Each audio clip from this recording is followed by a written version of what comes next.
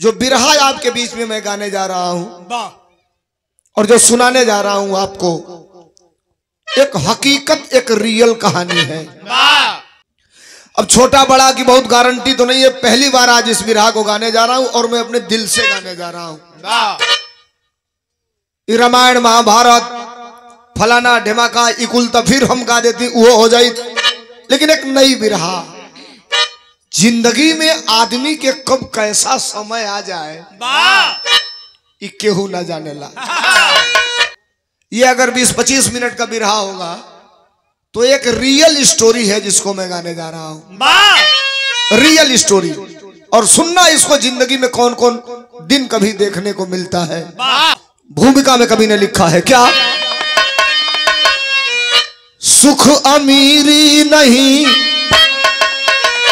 दुख गरीबी नहीं, साज कर स्वप्न को जीता इंसान है। उसके दिल से पूछो जिसका अरमा जला, जिसका अपना ही अपनाना संतान है। जिंदगी खिल के पतझड़ हुई इस कदर, मानो जीवन को जैसे नजर लग गई। क्या खता हो गई है, अरे सोलंकी गया, अपनी औलाद ही इस कदर हो गई।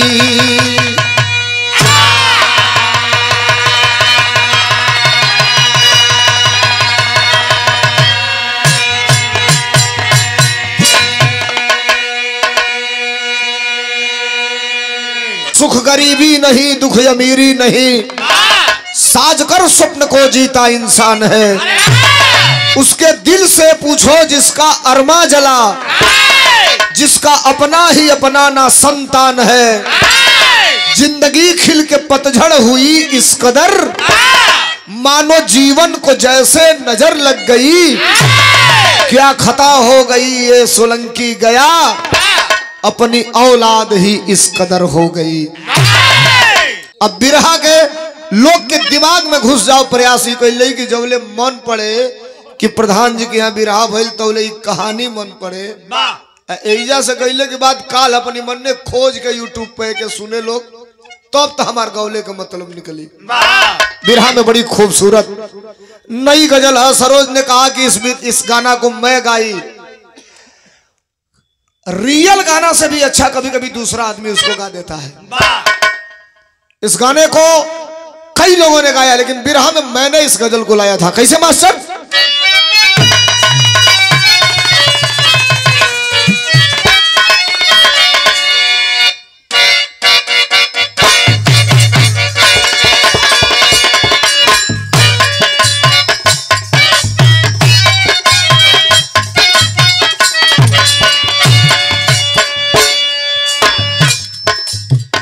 गजलबा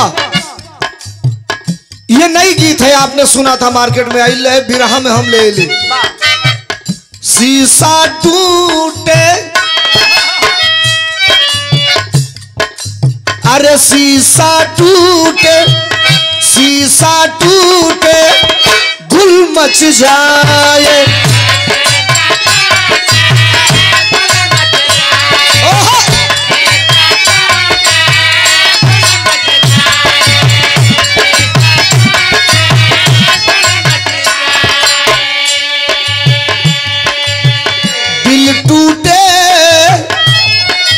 अरे दिल टूटे आवाज न आए।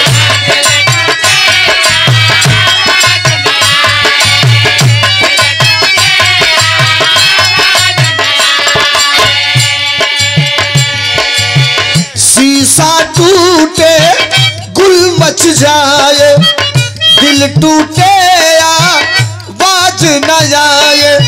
सांप डसे तो सांप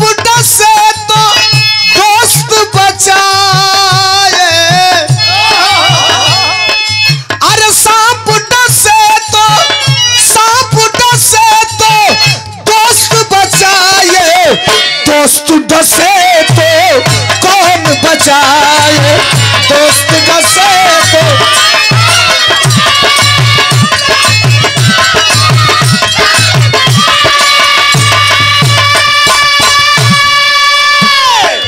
आप बिरहा में कवि जी भाव लिखलन, का लिखलन? जिस माँ बाप को, अरे जिस माँ बाप को, जिस माँ बाप को पुत्र सताए,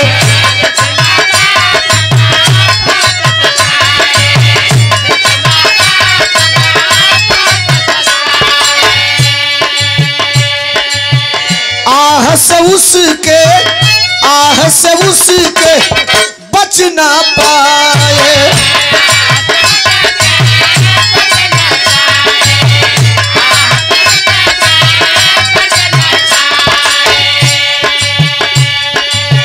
जिस माँ बाप को पुत्र सताए, आह से उसके बच ना पाए। बाप जो रूठे माँ ही मनाए, अरे बाप जो रूठे, बाप जो रूठे माँ ही मनाए, माँ रूठे तो कौन मनाए, माँ रूठे तो कौन मनाए, मारू।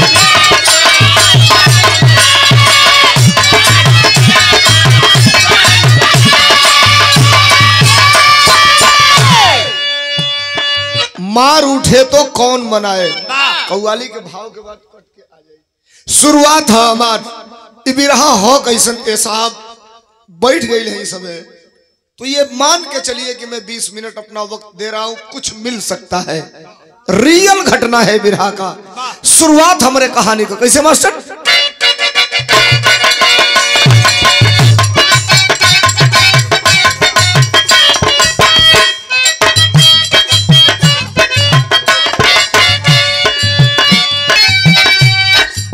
सपना देखना दुनिया की सच्ची भाषा है, बताती दुनिया ये दुनिया की ही परिभाषा है।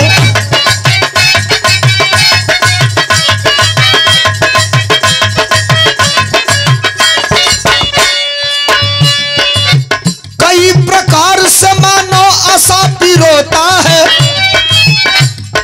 अरे कई प्रकार से मानो आशा पिरोता है, सपना अक्सर माँ बाप का ये होता है।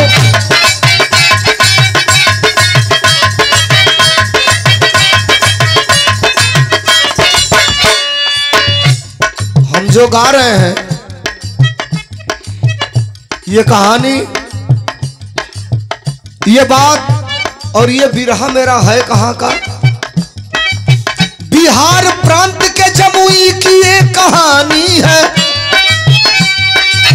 बिहार प्रांत के जमुई की ये कहानी है, जहां पर रमा शंकर पर गिरी गिरानी है।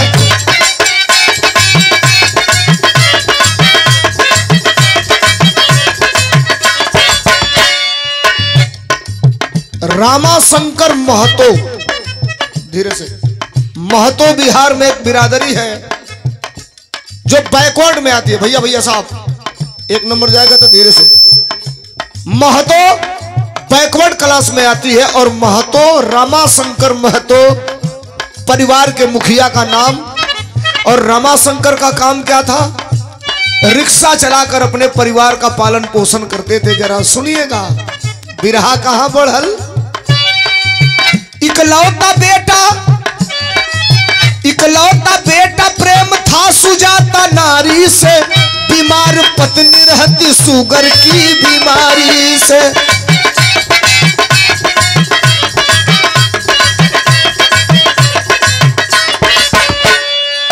पालन परिवार का करता रिक्शा चला करके, पालन परिवार का करता रिक्शा चला करके, पढ़ाता बेटे को दिन रात वो कमा करके। बिहार में जमुई एक जगह है। जमुई जगह कब आपको पता पड़ेगा? जब आप अगर इसमें से बोल बम कोई जाता होगा, बाबा धाम जाता होगा, बैजनाथ धाम, ऐसे आपको नहीं समझ में आएगा। तो जब आप सुल्तानगंज से बैजनाथ धाम के लिए जाएंगे तो रास्ते में जमुई पड़ेगा, और पटना से भी अगर सुल्तानगंज के लिए आप जाएंगे तो भी रास्ते में जमुई पड़ेगा। वही जमुई के अंदर एक परिवार में एक ही आदमी, एक पुरुष, एक महिला और एक बेटा, बहुत लंबा नहीं करूंगा, जितने भी लोग बैठ जाएंगे अंत तक आप याद करेंगे कि मैं कोई बिरहा सुन के आया हूं। और फिर कह रहा हूं कि इसी मंच से इस बिरहा की मैं शुरुआत कर रहा हूं। माताएं बहनें आप भी सुनना। रमा शंकर नाम है, रिक्शा चला रहे हैं।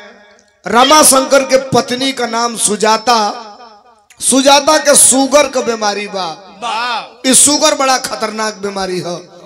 रिक्शा चला के आवो, दाल रोटी के बाद जब 150 रोज बचे, उ रुपया रखो अलग अपने लड़का के पढ़ावे खातिर पढ़ावो। लड़का पढ़ता, पढ़त पढ़त पढ़त बेटा हाई स्कूल पास किया, इंटरमीडिएट पास किया, बीए की परीक्षा फर्स्ट डिवीजन से पास किया। नौजवानों आप सामने बैठे हो, जरा सुनना।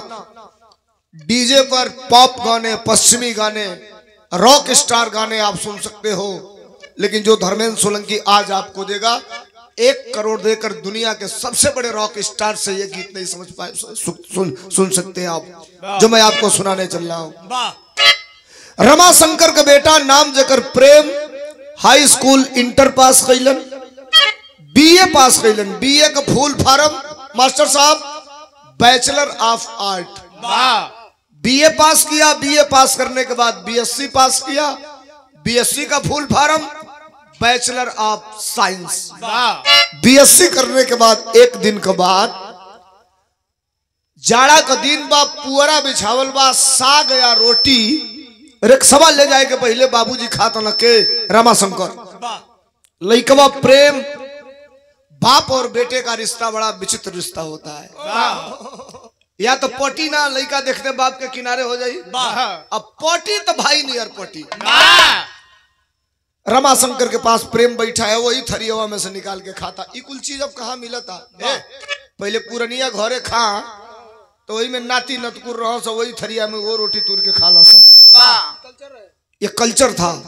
आजकल तो ये साहब लड़का अगर रोटी छू दिया ना साहब, नए जमाने के लोग 4 बेर सैनिटाइज मारा था लो हाथे में। 4 बेर हो कि कीटाणु आ गए होंगे, वायरस आ गए होंगे। छोट रहा पहले कई गो लड़का दाल खात खात उनमें पोटा चुआ दो सा। हाँ हो, अब महतारी बाप के तनिको बुरा ना लगे, भिनके ना। पहले माई अपने बेटवन के बुरा मत मानना, माताएं बहने बैठी है आप ना बोलना। पहले 8-8 महीना 9-9 महीना अगर छोट लड़का बा पैदा भइल बा तो 1-1 साल अपने माई का स्तन का दूध पिए। लोग कहे कि दुनिया का सबसे बड़ा कैल्शियम होता है ये। हम भी पिए हैं, आप भी पिए हैं, हर आदमी पीता है। आजकल बच्चा पैदा हुआ कि औरतें नेपल पकड़ा दे रही हैं सब। मैं कोई अलग की बात नहीं कह रहा हूं, मैं जेनेटिक बात जो वर्तमान समय में हो रही है वो कह रहा हूं। मर्यादा भी खत्म हो गई। पहले भौसुरे का परछाई भव हिनाई काड़े, इतने गरीब भौसुर बुलेट चलावता, भव पीछे बैठल भी अकबारी में हाथ धोके चलता लोग। बाजार हो गई भाई साहब, गाड़ी बड़ा बढ़िया है, 4 गो बरेकर हचाक दे पड़ गई तो दिन भर का जतरे बन गई आज। ये क्लाइमेट है साहब, कल्चर हमारा बिगड़ रहा है, पश्चिमी सभ्यता हावी हो रही है। मेहरारू पहले बूढ़ हो जा सकोई गो हेतना पर से घूंघट हेतना पनाई हवे, इतनी गरी घूंघट मुंह। अब काका लौक जाता, भगवान ने मालिक बने, छोड़ दो लोग।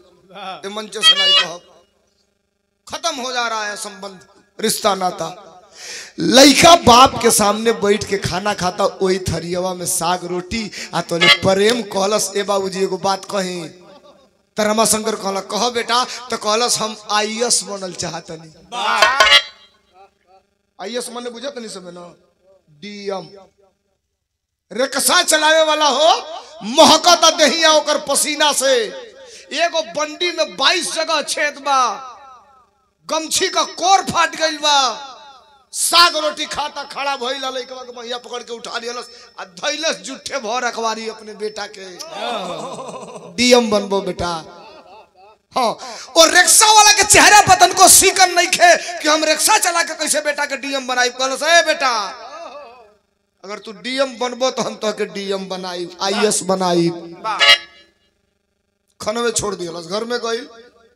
समय बीतल धीरे धीरे धीरे धीरे ई बतिया इहो भूला गेल बा उहो भूला गेल बालन।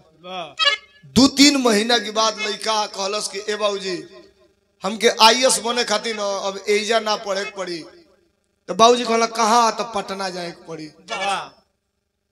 एको बेर नहीं खो पूछत कि कितना रुपया लागी कहिया जाए के बाद लइका कहला से बाबूजी हम तैयारी कर लेल बनी कोचिंग करे खातिर हमके 3 दिन बाद पटना जाए के बा फलाना तारीख के पहुंचे के बा। बस 1 दिन पहले में मर्द मेहरारू अपने में बतियावल लोग सुनियो भैया बिरहा मर्द मेहरारू अपने में बतियावल लोग सबेर का टाइम बा भुजिया तरकारी आलू को या रोटी बना के प्लास्टिक में बांध के उमाई के करा के रमाशंकर के दिहलस। रमाशंकर गमछी में बनल आ रिक्शा पर अगर बैठो तो बोलो तो जो सीटवा पर बैठे लोग हटा दे बोलो तो डिग्गी नियरों में खाली रहेला।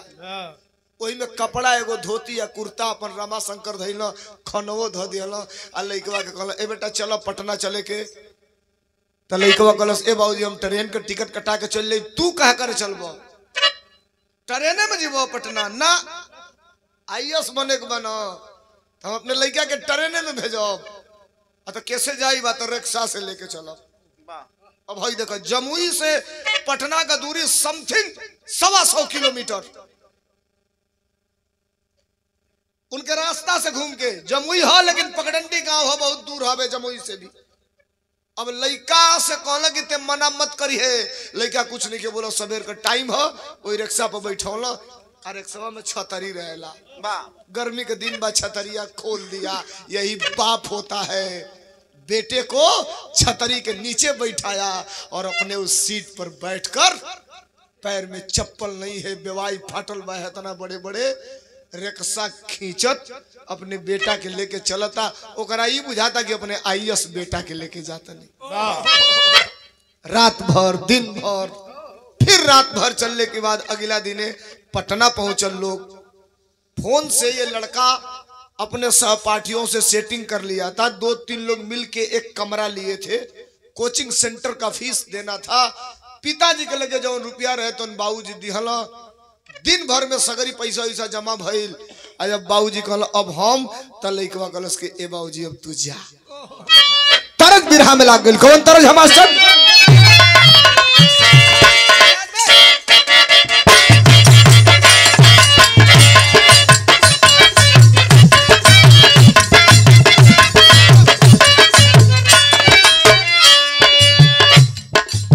माता बहन शादी में गाई लोगे के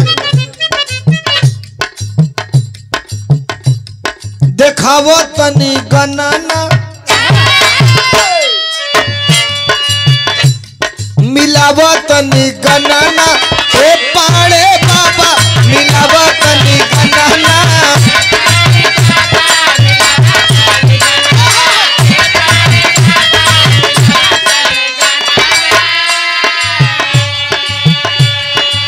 अच्छा तनी सारी ऋषि ये लोग मत बिरहा 1 मिनट अगर लेटो हो जाओ तो ना ऋषि ये लोग पहले शादी ब्याह में तिलक में मेहरारून का कई को गोल बैठे गाड़ी गावे वाला।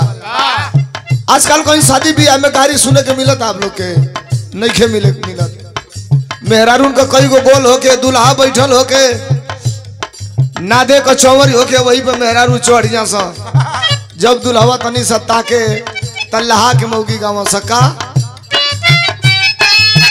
दुल्हा का फुआ अरे दुल्हा का फुआ हई घर घुमनी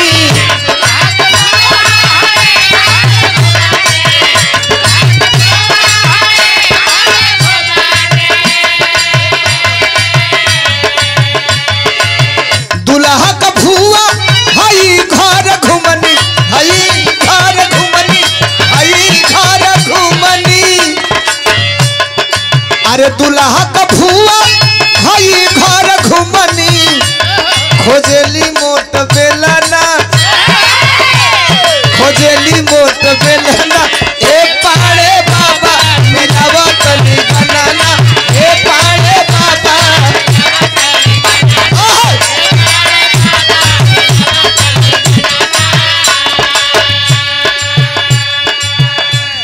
लड़का के बाबूजी पटना शिफ्ट कके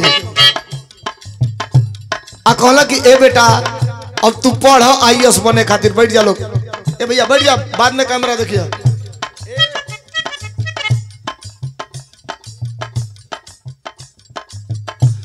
लड़का के पटना शिफ्ट कैल बाबूजी आज जाए लगल बेटवा का कलाई पकड़ ले हम। ए भैया या कमारी में पकड़ के अपने लड़का प्रेम के कहला कि ए बेटा सुन तो के IAS बने के बनो।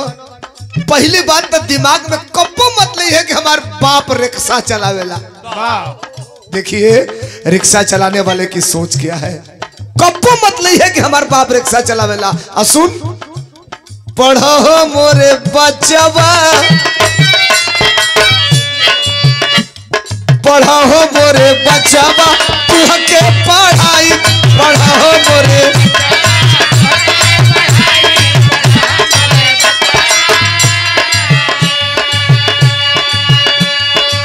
पूरा कद बेटा माई बाप का सपनमा,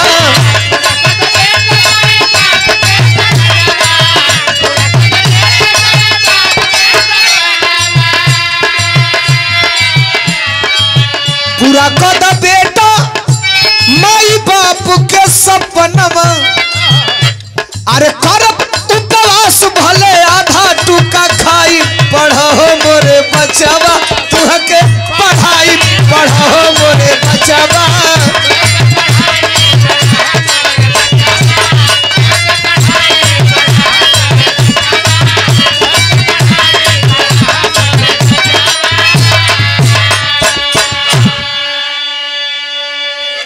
बाबूजी बेटवा के अकवारी में पकड़ ले हुआ। ए बेटा तो के जवन रुपया पैसा का कमी लगे, भैया भैया आवाज न हो, 10 रुपया का जरूरत पड़ी, 10,000 का जरूरत पड़ी, एगो निवेदन में ए हमार बेटा 2 दिन 4 दिन पहले जरूर बता दी, हम मैसेज कर दी हो ताकि हम व्यवस्था करके तार पूरा करब। जरूरत जिंदगी में कबो निराश मत हुई है। ये मत सोचिए कि हमार बेटा रिक्शा चलावेला। लड़का के अपने कमरा में शिफ्ट करके आ रिक्शा पर जियो चले वाला हम तो ले सादा फोन नोकिया का 1100 पाकिट में हो। कोने पाकिट में? ऊपर ना, एगो लोग कुर्ता पहरे जो ने कहेगा भीतर से हाथवा डाले तो में पाकिट रहे थैली नहीं। और वही में नोकिया का फोन बाजे लागल तो ले रिक्शा पर से उतर गया, निकलना फोनवा। अब फोनवा निकलना तो ले देखला तो कहला ए प्रेम यहाँ आओ, ए प्रेम, ए प्रेम, अरे तोर माई फोन कैले भी। अरे प्रेम फोनवा लियलस माई से, कहलस ए माई हम पटना आ गईली, बाबूजी रात भर रुकल न, अब बाबूजी के विदा करत हली। अब धीरे धीरे धीरे धीरे धीरे आधा 1 घंटा बीतल। वो प्रेम का बाप अपने बेटा को शिफ्ट करके वहां से चल दिया। समय बीतल, होनहार बिरबान के होत चीखने पात। संघर्ष हमेशा अभाव में होता है। नौजवान बैठे हैं, पढ़े लिखे लोग बैठे हैं। 2-4 बातें जो आपको बताऊंगा, केमिस्ट्री के प्रोफेसर से पूछना, हिस्ट्री के प्रोफेसर से पूछना, और यहाँ पढ़े लिखे लोग विद्यालय वाले हैं, जरा मेरे बातों को तवज्जो देना। ये कोई जरूरी नहीं कि खाली गोरकी पतर की छिनरी बुजरी नाचब गाई भिलाई रुपया लेकर चल ले। नहीं, मैं जो गा के जाऊंगा, अगर दिमाग में रहे कि प्रधान जी कमाल सोलंकी ने ये चीज गाया था, ये दुनिया की सबसे बड़ी कमाई है। एक दिन सरकारी पार्टी के एक विधायक मिल गए और कहे सोलंकी भाई कितना दिन हो गया तुमको समाजवादी पार्टी का गाना गाते? हमने कहा 25 साल। कहे उम्र कितनी हो गई? हमने कहा 38 साल। कहे क्या मिला? हमने कहा यही जो बताई कि किनरवा आई तो हम बताई तो कहे यही बताओ। हमने कहा विधायक जी सही सवाल तुमने किया कि मुझे क्या मिला। अपने गाड़ी में अकेले आप भी बैठ जाओ, गनर हटा दो, और मैं भी अपने गाड़ी में अकेले बैठ जा रहा हूं, और अपना जिला आप भी छोड़ दो, मैं भी अपना जिला छोड़ दे रहा हूं, और उत्तर प्रदेश के किसी छोटे चौराहे पर आप भी खड़ा हो जाओ, मैं भी खड़ा हो जा रहा हूं। 10 मिनट खड़ा आप भी रहना, आपको कोई पहचानेगा कि नहीं पहचानेगा ये नहीं जानता, लेकिन उत्तर प्रदेश के किसी भी छोटे चौराहे पे 10 मिनट खड़ा हो जाता हूं, सड़क जाम हो जाती है और सम्मान तब बढ़ता है जब लोग कहते हैं ये धर्मेंद्र सोलंकी है, अखिलेश यादव का गाना गाता है, सीना चौड़ी हो जाती है, कॉलर टाइट हो जाता है। इससे बड़ा सम्मान क्या चाहिए? बिरहा पर आ जाइए। बाप अपने बेटा को IAS बनाने के लिए पटना छोड़ करके घर चला आया। समय बीतल धीरे धीरे, तो IAS बनने की पहली सीढ़ी प्री परीक्षा देने के लिए बेटा परीक्षा में बैठता है। प्री का फुल फॉर्म किसी भी रैया से पूछिए, क्या है प्री का फुल फॉर्म, क्या है हम बताएंगे। प्री परीक्षा देना है IAS बनने का पहला स्टेप है। मेहनत करके देखो, अभाव में संघर्ष होला कहत रही, नून रोटी खा के, नमक रोटी खा के। एगो नसीहत आप लोग के देतनी, ऋषि लोग मत, बेटा अगर होई ना तो जरूरत से ज्यादा अगर ओके रुपया पैसा देबो, ओके कपड़ा लत्ता देबो, जरूरत से ज्यादा ओके हर चीज उपलब्ध करीबो, तो बुरा मत मनिह, नाराज मत होई हलो कि अब शब्द बोले तनी कपारे पे चढ़ के पेशाब कल चालू कर देई। ओके लागे के चाहिए, ओके लागे के चाहिए कि 5 रुपया मेरा बाप दे रहा है तो कितने खून पसीने की कमाई है और किस तरह ये 5 रुपया मेरा बाप मुझे दे रहा है। जब तक उसको एहसास नहीं होगा तब तक आपके उस 5 रुपए की कदर नहीं समझेगा वो। कहीं से अगर गलत लगे मेरी बात तो जो अच्छी लगे उसको रखिएगा, जब गलत लगे निकाल दीजिएगा। प्री परीक्षा में बैठता है कौन? प्रेम। अंजाम का निकलल, बिरहा में तरज लग गई। कौन तरज है?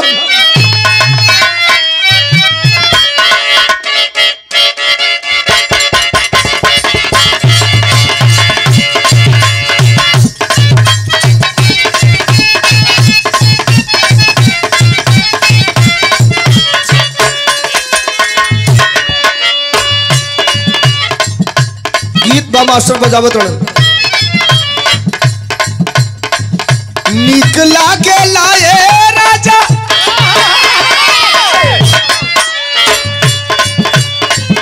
निकला के लाए राजा, निकला के लाए राजा, निकला के ला।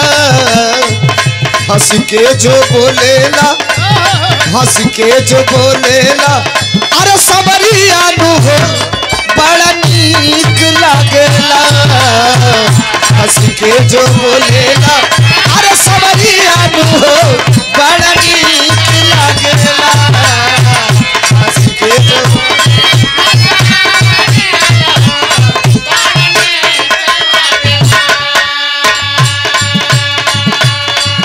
हाय सुना लोग, अंजाम का निकलल।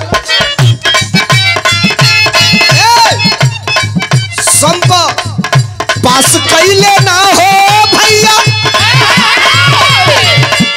अरे पास कैले ना हो बबुआ, पास कैले ना हो बबुआ, पास कैले ना।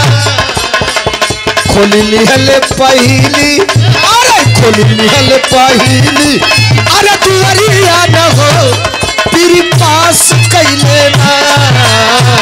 खोली लिहले पहली, अरे दुआरिया न हो। चल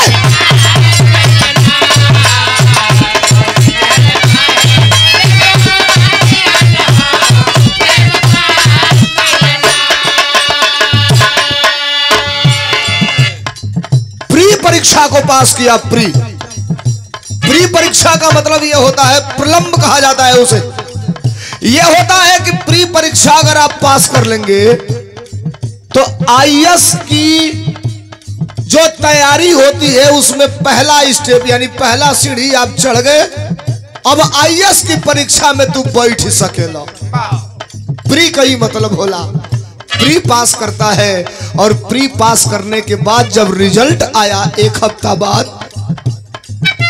फोन मिलौल साझी को 6:30 बजे अपने हाथे खाना बनावत न सर।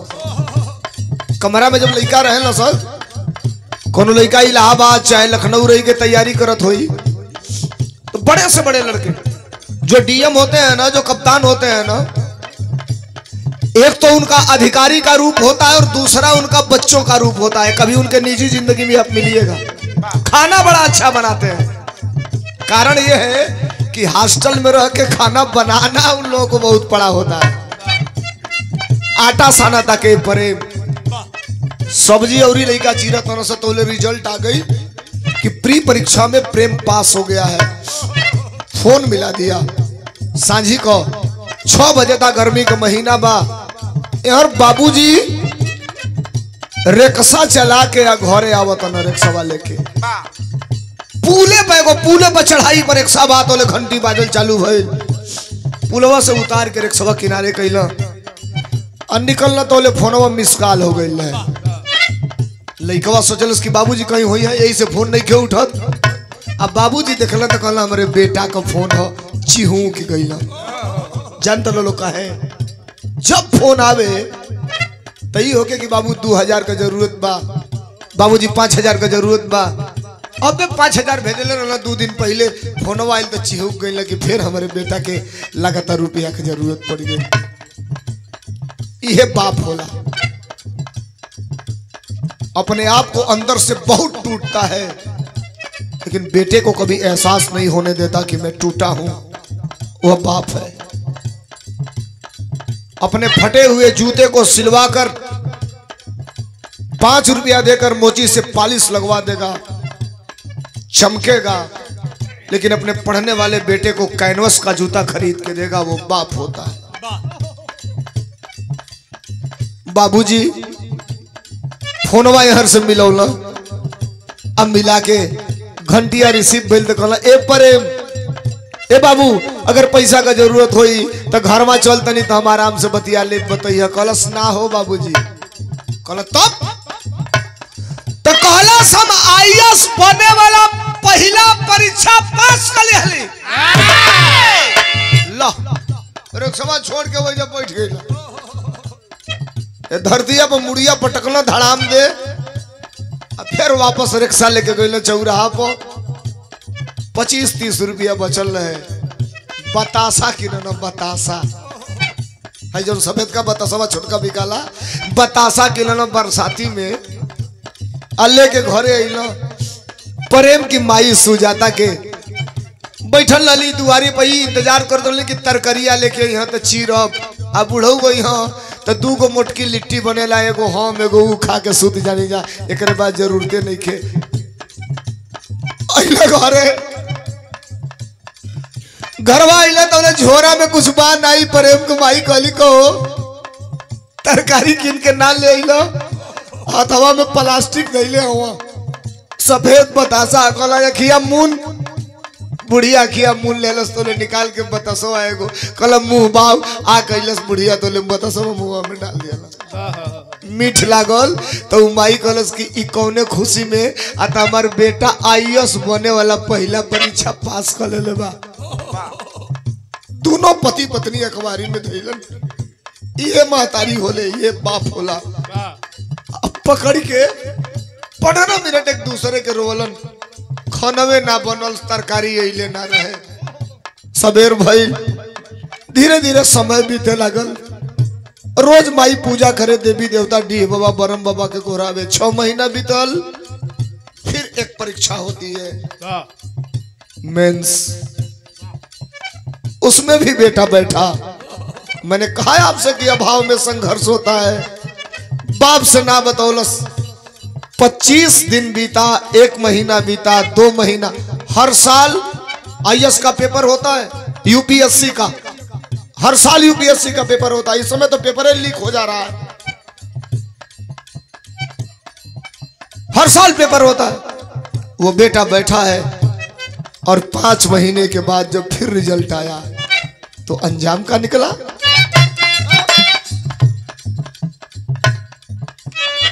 लिस्ट हुई जारी, अरे लिस्ट हुई जारी, एग्जाम रहल क्लियर।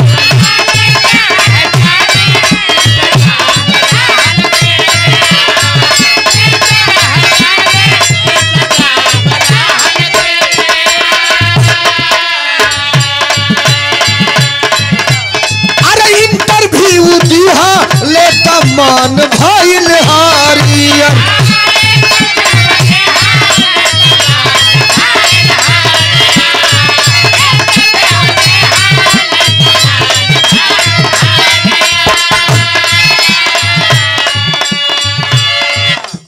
मेंस का परीक्षा दिया, वो भी परीक्षा पास हो गया। अब आप आईएएस बनने के लिए 99% पूरा हो चुके हैं। लेकिन ए साहब, कबो कबो आप लोग पेपर में पढ़े लो, फेसबुक पर देखे लो लोग, सुने लो लोग कि जूता सीने वाले का बेटा आईएएस बना, मछली मारने वाले का बेटा एसडीएम बन गया, मुर्गा काटे वाला हीरो बन गया। दुकान है मनी मेराज। इ तकदीर केकर कब कहां लेके चल रही केहू नहीं जाना था। अब थोड़ा सुन लीजिए, बिरहा मेरे गाने से ज्यादा आपको समझने का मतलब है। प्री पास किया, मेंस पास किया, उसके बाद आईएएस का अंतिम जो परीक्षा होता है वो इंटरव्यू होता है। इंटरव्यू का मतलब अधिकारी बैठे रहेंगे, सामने आपको बिठाया जाएगा और मौखिक सवाल आपसे पूछा जाएगा, नंबर मिलता है उस पे। और मौखिक सवाल के लिए वो बेटा अंतिम स्टेज में है। बाप से नहीं बताया कि धड़कन बढ़ेगी, बैठा है और सारे सवालों का रटा रटाया जवाब दिया।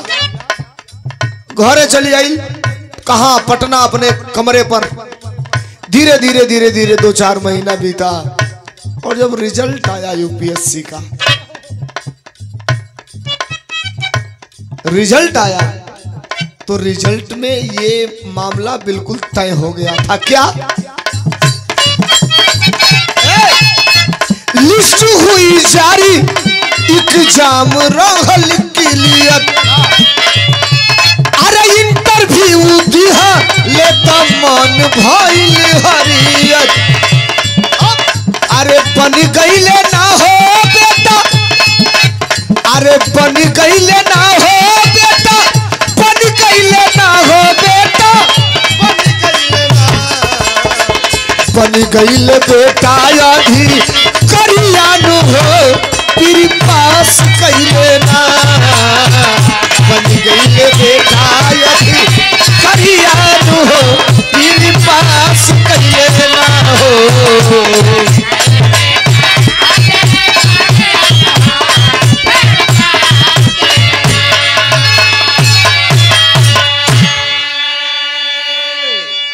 समझ लीजिए बिरहा मेरा 70% खत्म है। हाथ इसलिए जोड़ रहा हूं कि लगे 1 मिनट अधिक ये गा रहा है तो दिमाग में मत रखिएगा जो गा रहा हूं रियल घटना। थोड़ा सा अंत में इसका पूरा विश्लेषण भी बता दूंगा। रिजल्ट निकला, प्रेम आईएएस की तैयारी करते करते रियल में प्रेम आईएएस बन चुका था। और जब प्रेम आईएएस बन गया, अगले दिन रिजल्ट आया था, खुशी से पूरे उसके क्लासमेट बैचमेट जितने लड़के थे सब खुश थे। उसके कमरे के, उसके कैंपस के 4 लड़के आईएएस बने थे। सवेर का टाइम बा, रात भर नींदे नहीं खिला गल कलस राती के बाबूजी के का खबर दे।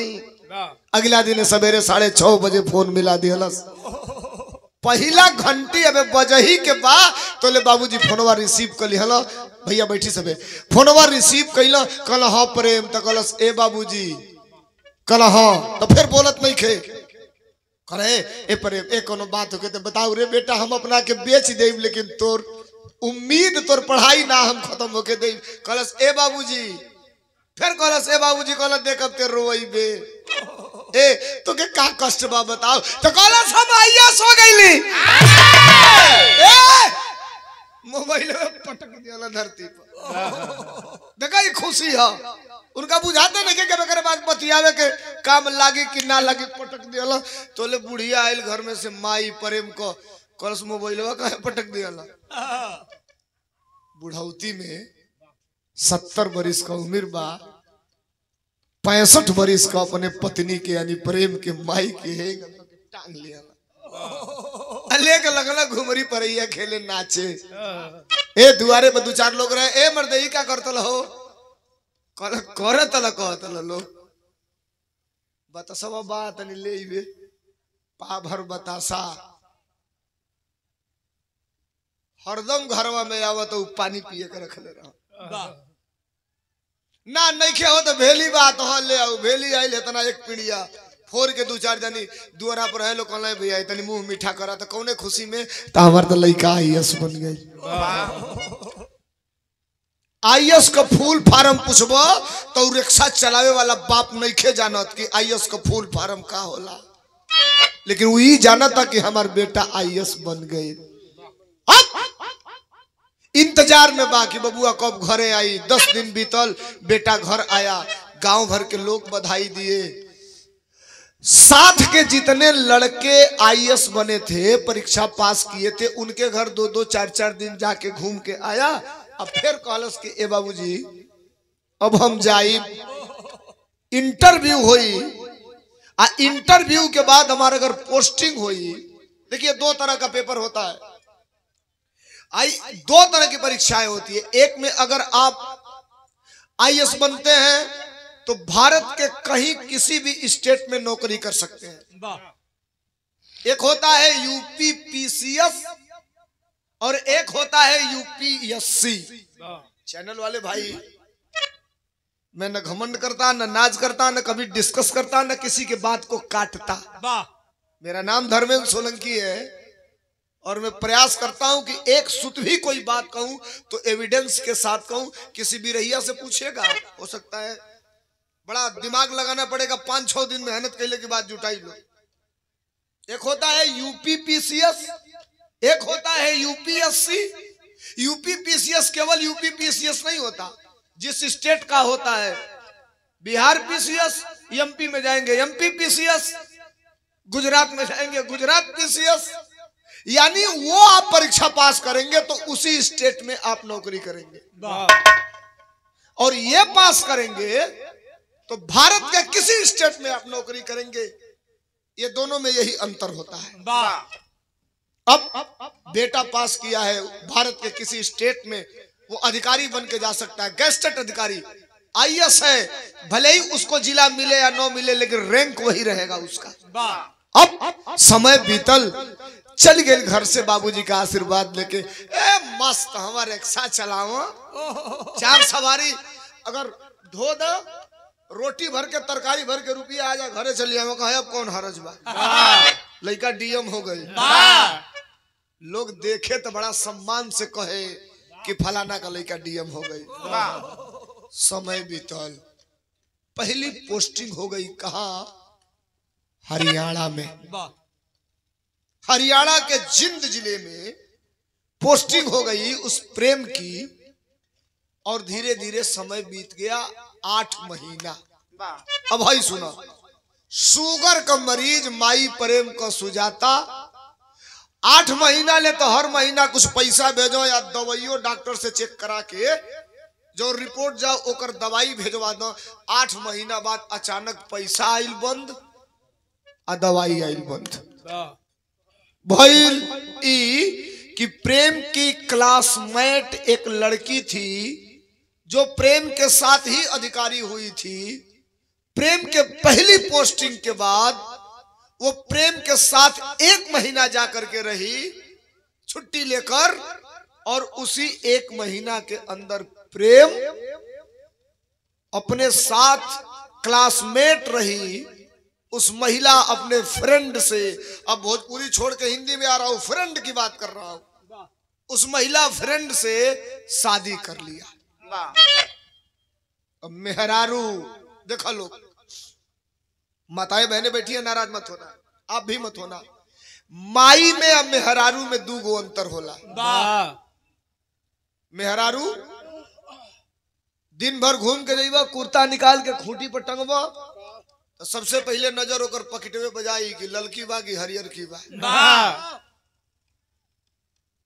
अब माई आपन माई होई, 2 घंटा के बाद अगर घूम के जेबा 80 बरिस कमाई आपन बिया, बैठल बिया, लौकता तो ओकर नजर पॉकेट पर ना जाई, ओकर नजर सबसे पहले पेटवे पर जाई कि हमारे बाबू के पेटवा भरल बा कि नहीं खे भरल। माई मेहरारू में यह अंतर होला। एक बार ताली बजे के चाहिए माई के नाव पर। अब समय धीरे धीरे बीतल, घरे पैसा आयल भी बंद हो गई, दवाई आयल भी बंद हो गई। बिरहा में हमारे तरज लाग गई। कौन तरज मास्टर?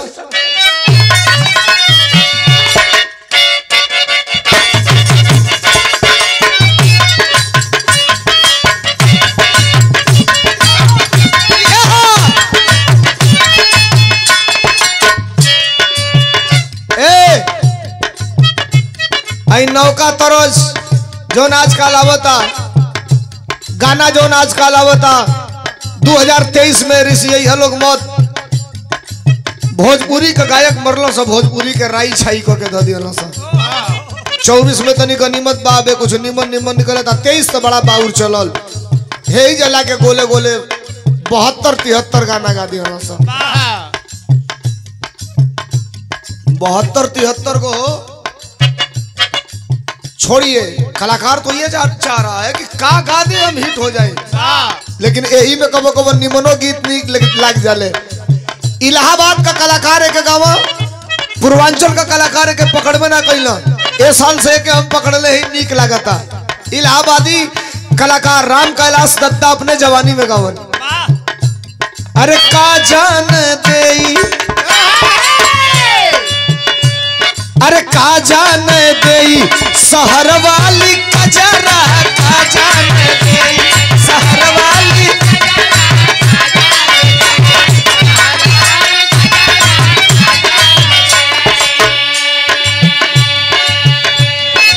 इलाहाबादी गवैया गवन, आन के बलमुआ के पूरी मिठाई,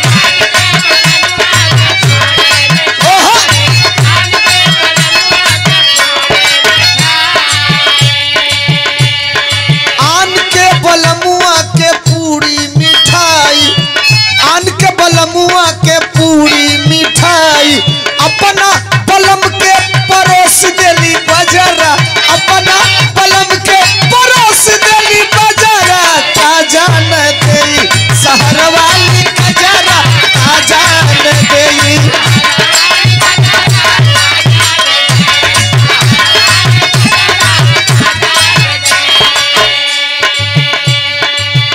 तो राम कैलाश दत्ता गावा, जब राम कैलाश और हैदर अली से मुकाबला होके तो हैदर अली के तनी सलाह के गावन का, आन के बलमुआ के से जय सुतावे,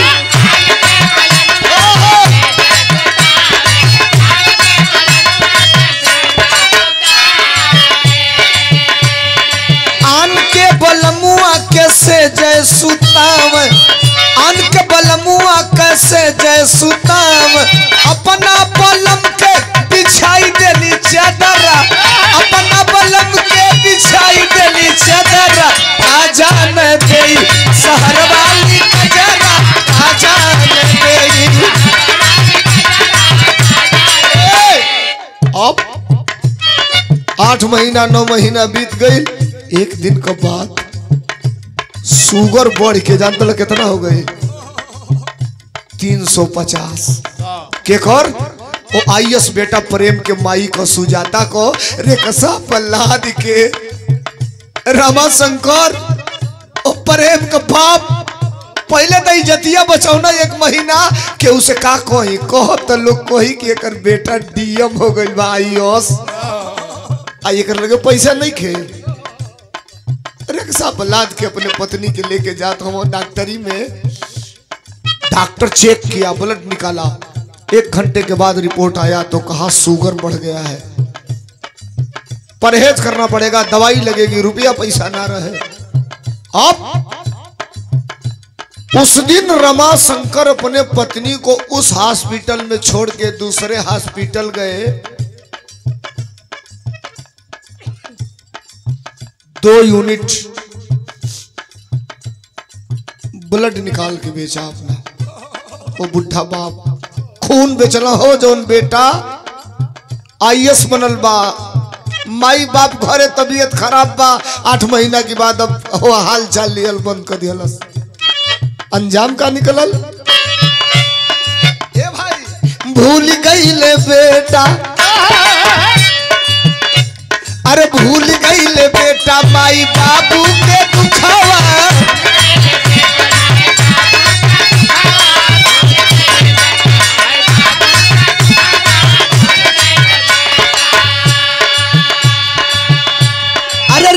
रिक्शा चला के जवन बाप पढ़ाया।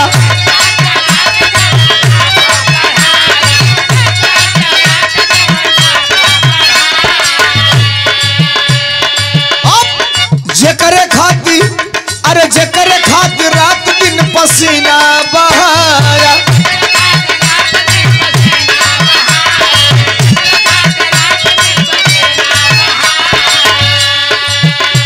अरे काट कूस देखे न चले बिना जूताबा, काट कूस देखे न चले बिना जूताबा। भूल गईले बेटा माई बाबू के दुखवा।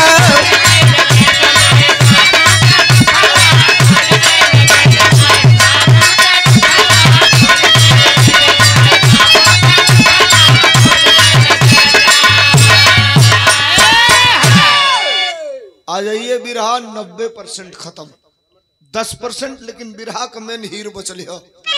माई बाप घर में परेशान। लाजन एक तरफ ये होता है ना कि एक तरफ खाई, एक तरफ कुआं, आसमान से गिरा तो खजूर पे आके अटक गया। दुनिया जान रही है कि बेटा IAS है, लेकिन पास में एक चवन्नी नहीं है। ब्लड बेच के अपने पत्नी की जांच कराया, दवाई कराया। क दिन 5 दिन दवाई चलल, 6वें 7वें दिन बुझाइल कि माई अब मर जाई। दरवाजा अंदर से बंद किया है। प्रेम का बाप रिक्शा चलाने वाला वो बाप और अपने पत्नी के सर को अपने जंघे पर रख करके बैठ करके रो रहा है। अखिया का सुइया टप टप वो बुढ़िया माई की यानी उसके अर्धांगिनी पत्नी के मुंह पे गिर रहा है। बोलल खलस की ए प्रेम को बाबूजी कहे नहीं कि उसे कोई के प्रेम से फोन करके तनी बात कर तला हो सकेला ना। बाबू अधिकारी हो का जनी टाइम ना मिलत होके बाबू के हमनी से बात करे खातिर। देखो हो ई माई अब बाप को करे जा है साहब, माने के तैयारे नहीं खाई माई बाप कि हमार बेटा भी बेवफा हो सकेला। लेकिन उधर तो पत्नी के प्रेशर में अपने बुढ़े माँ बाप को भूल चुका था कौन? प्रेम। एक चीज और बताऊं, इस मंच पे आप डांसर भी बुला के नचा सकते थे और कई कलाकार डांसर से भी ज्यादा काम कर रहे हैं, कई मजा आपको दे रहे हैं। लेकिन सुनिए तो जो चीज मैं आपको दे रहा हूं, सामाजिक स्तर पे बाप और माँ इस दुनिया में दुनिया की सबसे बड़ी धरोहर होती है। एक दिन का बात, माई या बाबू अब लागल कि आज ही दुनिया छोड़ के चल जाए। चल ही नहीं खा पावत, लेकिन रिक्शा निकलना कहला कि ठीक बाबू भुला गई होई तो भुला गई होई। रिक्शा निकलहू को लाज लगता। अबे भोर का टाइम बा तबे रिक्शा निकाल लिया। कहला आइब जब मुनहार हुई तो गांव का नियरे को लोग ना देखी। पहले अपनी चौराहा पर रिक्शा चलावत रही हो, अब 20 किलोमीटर आगे जाके दूसरी चौराहा चलाई।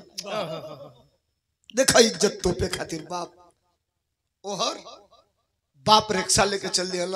माई बैठल बिया, अब बैठ के फफक फफक के रोवतिया।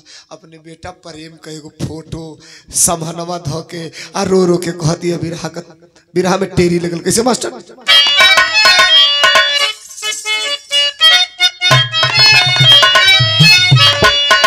शादी होने के बाद प्रेम जब बदला तो प्रेम के पत्नी के ऊपर कभी ने टेरी लिखा क्या? जमाना जमाना कितना नीचे गिर गया, माई बाप से प्यारी हो गई जनाना। माई बाप से प्यारी हो गई जनाना, जमाना कितना नीचे गिर गया। बाप रिक्शा लेके गई ना, माई लड़का का फोटो लेके रोवतिया फफक फफक के। बिरहा का अंतिम तरज हो कैसन मास्टर?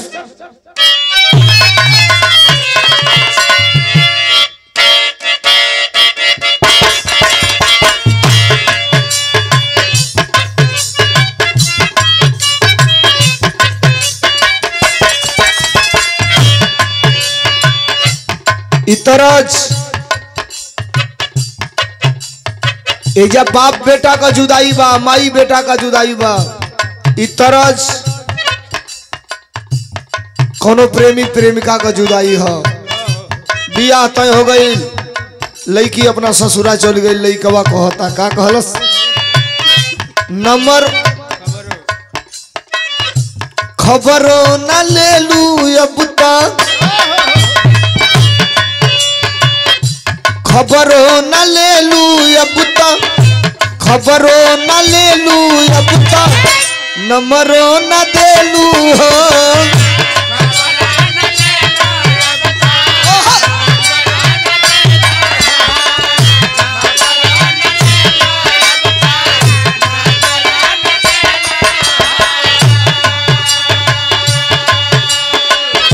जहिया से शादी भइल, जहिया से शादी भइल, हाल ना पूछेलू हो।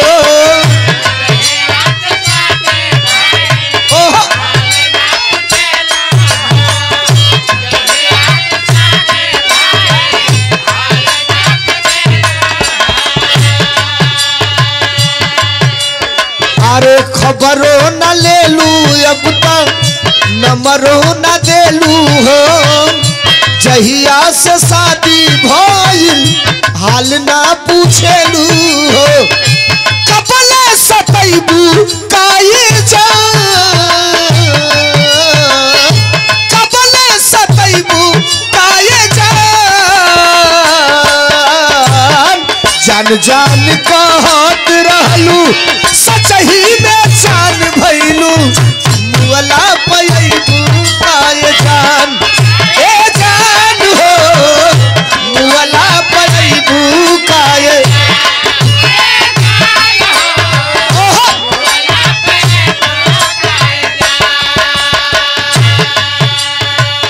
माई रोवतिया, ए भैया ए साहब, हई सुना हो बिरहा कितना सीरियस हो गई।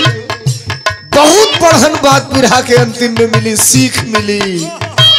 जितना रुपया दिले हवा लोग नो, अच्छा जितना देवा प्रधान जी हमके सवेरे, ओकर सगरी शहरियत चुका के बिरहा से जाई। हंसा मत, गारंटी देतनी, गारंटी ना गारंटा देतनी के सुनिया लोग। माई रोवतिया रो के अपने बेटा से याद करके कहतिया, भर भर भर भर अखिया से आंसू गिरता हो। जौन माई पूछिया कोनो बिरहिया से, 9 महीना कोख में पलने के बाद आप पैदा होते हैं। मैं आप दुनिया के हर लोग जानते हैं, किसी सर्जन से पूछना, जब 2 महीने की डिलीवरी होती है पेट में, हम आप सब अपने माँ के पेट से पैदा हुए। जो बच्चेदानी होती है उसमें जो ब्लाइडर बनता है, जिसमें मांस का लोथड़ा होता है, 2 महीने के बाद उसका वजन होता है, जानते हैं कितना? 250 ग्राम से 300 ग्राम। और जब 9वें महीना में डिलीवरी होती है, प्रेगनेंसी होती है, तो पेट के अंदर बच्चेदानी में जो मांस का लोथड़ा होता है, झिल्ली जो ब्लाइडर होता है, उसका वजन होता है 7.5 किलो से 8 किलो के करीब। जब डिलीवरी होती है, वो ब्लाइडर फटता है तो कचड़ा, पानी, खराब खून एक जगह निकल जाता है, झिल्ली एक जगह निकल जाती है, और मांस का जो लोथड़ा होता है, जो बेटा और बेटी का होता है, उसका वजन होता है 3 किलो से लेकर के 3.5 किलो 2.5 किलो तक। अब आप समझिए, 9 महीना 8 किलो 8.5 किलो का वजन, किसी सर्जन से पूछिएगा।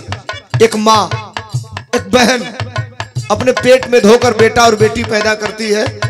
हमारी तुहरी पेटे पर 2 गो 2.5 किलो का ईंटा बांध दे लो गमछा से, आई तो 9 महीना ढवेली समन के कहला कि तनी 9 दिन के रोक ले भैया, 9 दिन इंट्रो क्यों नाल खियावे के पड़ जाई 4-4 गो। माई रोतिया प्रेम के याद को के कहती है, ए बेटा खबरो ना पूछा बेटा,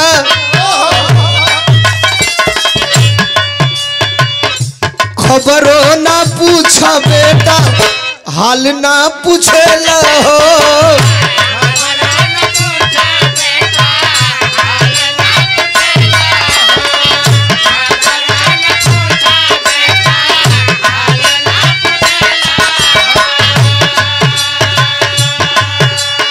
अरे बीतल 6 महीना तू दा, बीतल 6 महीना तू दा वैयो ना भेजेला हो।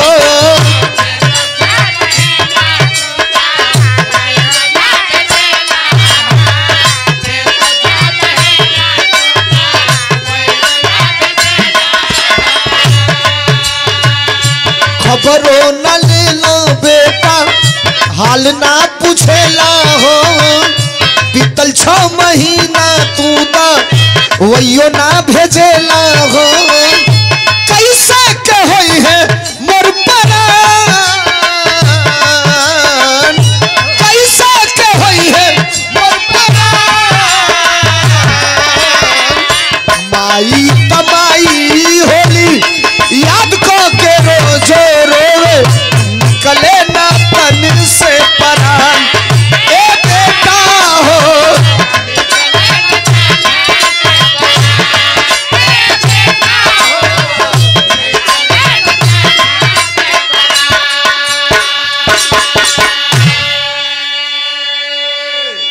थोड़ा सा 1 मिनट आपको समझना पड़ेगा। बिरहा अंतिम दौर में चला गया है।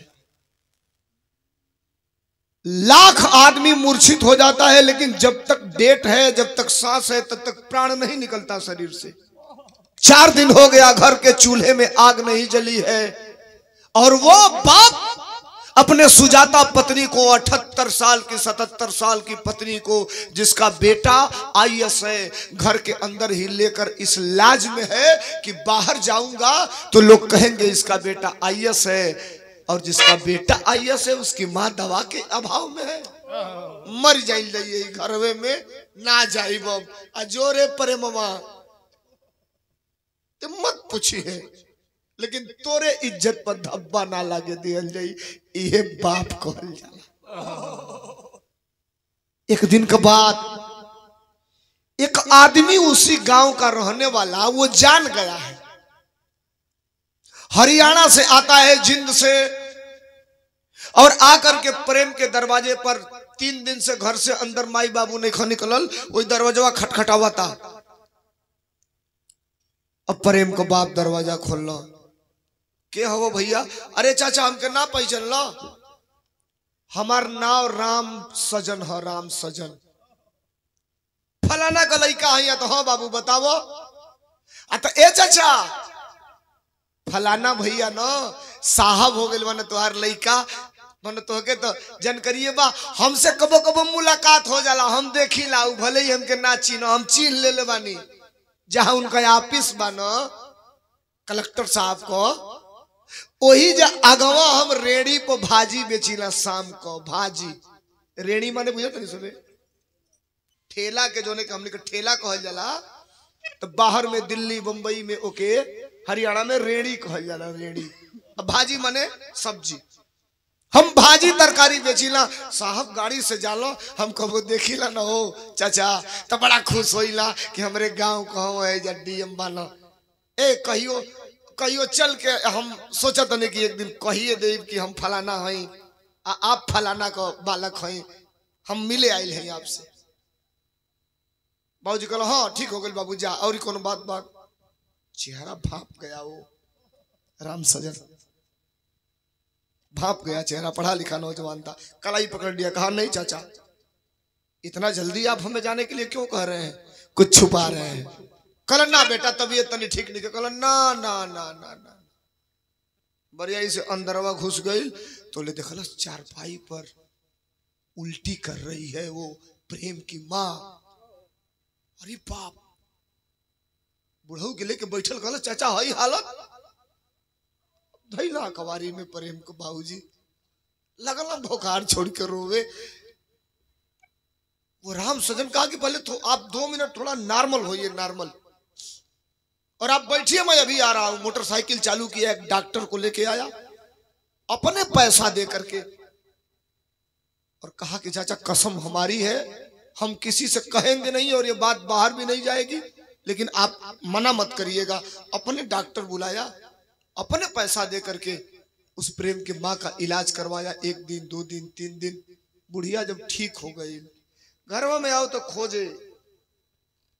अक्सर घर में पहले डेहरी रहे तो हमें गेहूं मिल जाओ, धान मिल जाओ, छोट डेगची उगची रहे में आटा पिसावल मिल जाओ, चाउर मिल जाओ, कुछ ना, एक छटाक कुछ नहीं खे। राशन भी 1 हफ्ते का ला के दिया और 1 हफ्ते बाद आया तो कहा कि चाचा हम ई कहतनी कोनो बात जरूर आइल बा, यही के चलते प्रेम भाई तो के भूला गइल बा। हमार ई कहना बा, हमार कॉन्सेप्ट ई लागू करता कि हम 2 दिन बाद जाए वाला बानी जहां हम धंधा करेली, वही जब तार बेटा IAS बन के बाला, तू हम लोग हमारे साथे चलो लो, हमारे साथे चलो लो, टिकट का चिंता मत करी हो, हम टिकट कटा ले, हम मिलवाई। तू पूछ लिया कि काहे हमारे साथ हैगा करत ल। डूबते को तिनके का सहारा, खून है, ब्लड है, उम्मीद जगी। ठीक बा भैया, लेकिन ए बाबू क्यों जाने मत पावे हो। कलानी चाचा तू चुप रहो, क्यों ना जाने। 2 दिन बाद रिजर्वेशन कराया स्लीपर टिकट का, उतरता है स्टेशन पर, अपने कमरा पे ले गए नहवावे धोवावे खातिर। बुढ़ऊ बेचैन, हम कब जैती कब जैती कब जैती। लेकर के आया कलेक्टर के आवास के सामने, जो दरबान रहता है खड़ा है, और इन दोनों माँ और बाप को वहीं खड़ा कर दिया और कहा कि साहब से ये दोनों लोग मिलना चाहते हैं। वो जो जिसकी जिम्मेदारी है वहां पर मिलवाने का, जो गेट पर है, वो कहा कि साहब के मिलने का टाइम खत्म हो गया है, साहब 10 बजे से 12 बजे तक मिलते हैं, उसके बाद यहां नहीं मिलते आप इस पर। अभी बुढ़वा हाथ जोड़लस, कलस ए बाबू देखो, बाप बापे होला, कब्बो बाप का रुतबा कम नहीं हुई। कलस ए जे के तू साहब कहतला, साहब तोहरे खातिर साहब होई, हमार बेटा। ए बेटा कलेक्टर ना प्रधानमंत्री हो जाई तब वो बाप के सामने बेटे रही। अभी भून भून आए लगल, चपरसिया कहता पता नहीं कहां से पागल आ जाते हैं सुबह सुबह दिमाग खराब करने के लिए। ओकरा ही बुझाता कि डिस्टर्ब बना से बूढ़ बूढ़ी। कलस कागज पे एगो नाव लिखा, हम जो उनको कहतनी हाथ जोड़तनी, ए बच्चा तोर अपने साहब के ले जाके दे दे, आते देख जो देवे त्यो तोर साहब हमने के बुला लिया। पैरवा पकड़ लिया बुढ़ऊ। वो बेचारा कहा कि चलिए रिस्क उठाते हैं, जो होगा देखा जाएगा। कागज पर नाम लिखलस, सुजाता रमाशंकर। अंदर बैठे हैं अधिकारी, हालांकि इसको अलाउ नहीं है अंदर जाने का। जो उनके कमरे में जो उनका टाइप वाइप करता है, उसको ले जाकर के कागज पकड़ा दिया। 2 मिनट सुनना, और बड़ी अच्छी बात है विराह के अंत में। कागज पकड़ा दिया और कहा साहब को दे दीजिए। बस वो स्लिप, तो शीशे वाला ऐसा होता है जिसपे रख करके अधिकारी लिखते हैं, देखे होंगे आप, उसी पर ले जाकर के वो रख दिया। और जो नजर पड़ी तो चश्मा थोड़ा ऊपर उठा करके वो अधिकारी प्रेम पढ़ा, रमाशंकर और सुजाता। उठ गया, कहा कहां है ये लोग। तो अब ये इनका जो असिस्टेंट जो टाइप करता है, टाइपिस्ट, वो उठा दौड़ा दौड़ा गया, उसको बुला के लाया। कहा कहां है, तो साहब गेट पे खड़े हैं। तो कहा एक काम करो, उनसे कह दो कि हम यहां नहीं मिलेंगे, आवास पर उनको भेज दो, और आवास पर भेज दो, मैं फोन कर रहा हूं, किनारे बिठा देना। आवास पर माँ और बाप दोनों चले गए। इधर से टेलीफोन चला गया था साहब का। जो आगंतुक कक्ष होता है, रिसेप्शन जिसको कहा जाता है, उसी रिसेप्शन में दोनों पति और पत्नी बैठे हैं। फटी साड़ी है, बुढ़ऊ को जो नहीं कमीजिया पहिरले वाला कुर्तवा, पकीटवा निकल गई बा। पकीटवा हाइये नहीं के हाथवा डलबा तो सीधे भीतर घुस जाई, लेकिन कोनो हैंगा लुकवा के हैंगा मोड़ के बैठल हम, गाड़ी आती है, संतरी सैल्यूट मारता है और सीधे वो अधिकारी अंदर चला गया। 2 मिनट के बाद सूचना आई कि केवल उन दोनों के बाद उसमें कोई नहीं रहेगा, बाकी सबको खाली करा दिया गया। एक औरत और ये अधिकारी दोनों हाथ बांधे आते हैं रिसेप्शन में। कितनो क्रीम लगा के लड़का चमक जाई, लेकिन जो माई पैदा कैले बिया और जो बाप पैदा कैले वो के पहचानने में देर लगी हो। गम गम गम गम सेंट महकता हाई सुना हो। जौन बाप लड़का के पढ़ावे खातिर जब रिक्शा चलावे तो ही कपारे का पसेरा जब टप दे चुए नाकी पर से ओठे पर तो जिभिया से चाट ले नुनखार लागे। बाप कहत में बुरा मत मनिहा लोग, संस्कार लोग भूलाता। जो ने बाप के रिक्शा खींचत खींचत पिछुआड़ा पर ठेला पड़ गई बा। बाप अपने बेटा के आईएएस बनौले के बाद सामने बैठल बा, बेटा कलाई पकड़ के एक औरत का आता है, खड़ा भाई ना रमाशंकर माई दौड़ल है अपने बेटा के ऐसे कवारी में पकड़े खाती तो लेकर 1 मिनट रुक जाओ। और ये औरत कहती ये कौन है, गंदे लोग आ गए यहाँ पर, किससे मिलने आ गए आप? गंदे लोग? बाप बुढ़िया बुढ़ऊ का हाथ पकड़लस, पीछे खींचलस और प्रेम कहा अपने साथ वाली औरत से कि आप जाओ, आप नहीं समझ पाओगी, मैं 2 मिनट में बात करके आता हूं। वो वापस चली गई। खड़ा भइला प्रेम, माई कलश कारे पर बाबा देखा बेटा है ना, ये मोहब्बत है, मोहब्बत रे रियावल। लोग अपनी माई के नाम पहले कहे माई रे, प्यार से लोग कहे माई रे, ए माई तनी पनिया देवे, ए माई तनी रोटिया देवे, ए माई तनी खाना देवे, माई रे। ई मोहब्बत है। मेहरारू के कोई दिन एक बेर रे उलाट के पटक के काढ़े लगी तत काले। हाँ हो आज का जोन कल्चर बा। कितना जनी सर सर बोला था लो, आप कहे ला लो आप। अबे सुतल रहतली सतोले ये खड़ा होके गैस जरा के चाय बनाओ तो लो, कहता लो डियर, वो बोलता है हाँ तो शुगर थोड़ा कम रहेगा कि ज्यादा रहेगा? चाय लाऊंगा तो नहीं, अभी मैं बाथरूम में जा रही हूँ। अभी लेके बस खड़ा वालो निकलो में से बाथरूमों में से, तब थमाई कि लाई पकड़ा पिया। बुरा ना मानना, ये कल्चर हो गया, ये पश्चिमी सभ्यता भारत में हावी हो रही है। माई कलश अरे प्रेमवा, कलश मत बोलो आप इस तरह। कलश अरे अरे हम तो माई है प्रेमवा ते हमके कहता ले मत बोल, मारो एक झापड़। कलश है रुक जाओ, यहाँ आप ना बोलो।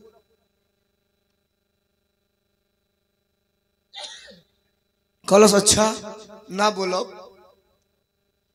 जन तोरे सथमा आई लिया वो कौन रोली रे? उहे तो के भरमान ले लिया का रे? वो कौन हो? कहा अधिकारी है? वो मेरी अर्धांगिनी है, धर्म पत्नी है। अरे बाप, ते बियाह कर ले रे, बियाह कर ले थे। अरे हम हूं के ना बतौले। ए प्रेम का बाबूजी है देखो तो लड़का कहता, एकरा लाजो लागत कहत कहो ई बियाह कर लेहलस। फफक के बुढ़िया रोवे लागल, धोकार छोड़ के रो के कह दिया बिरहा के पहपट में का कहलस मास्टर?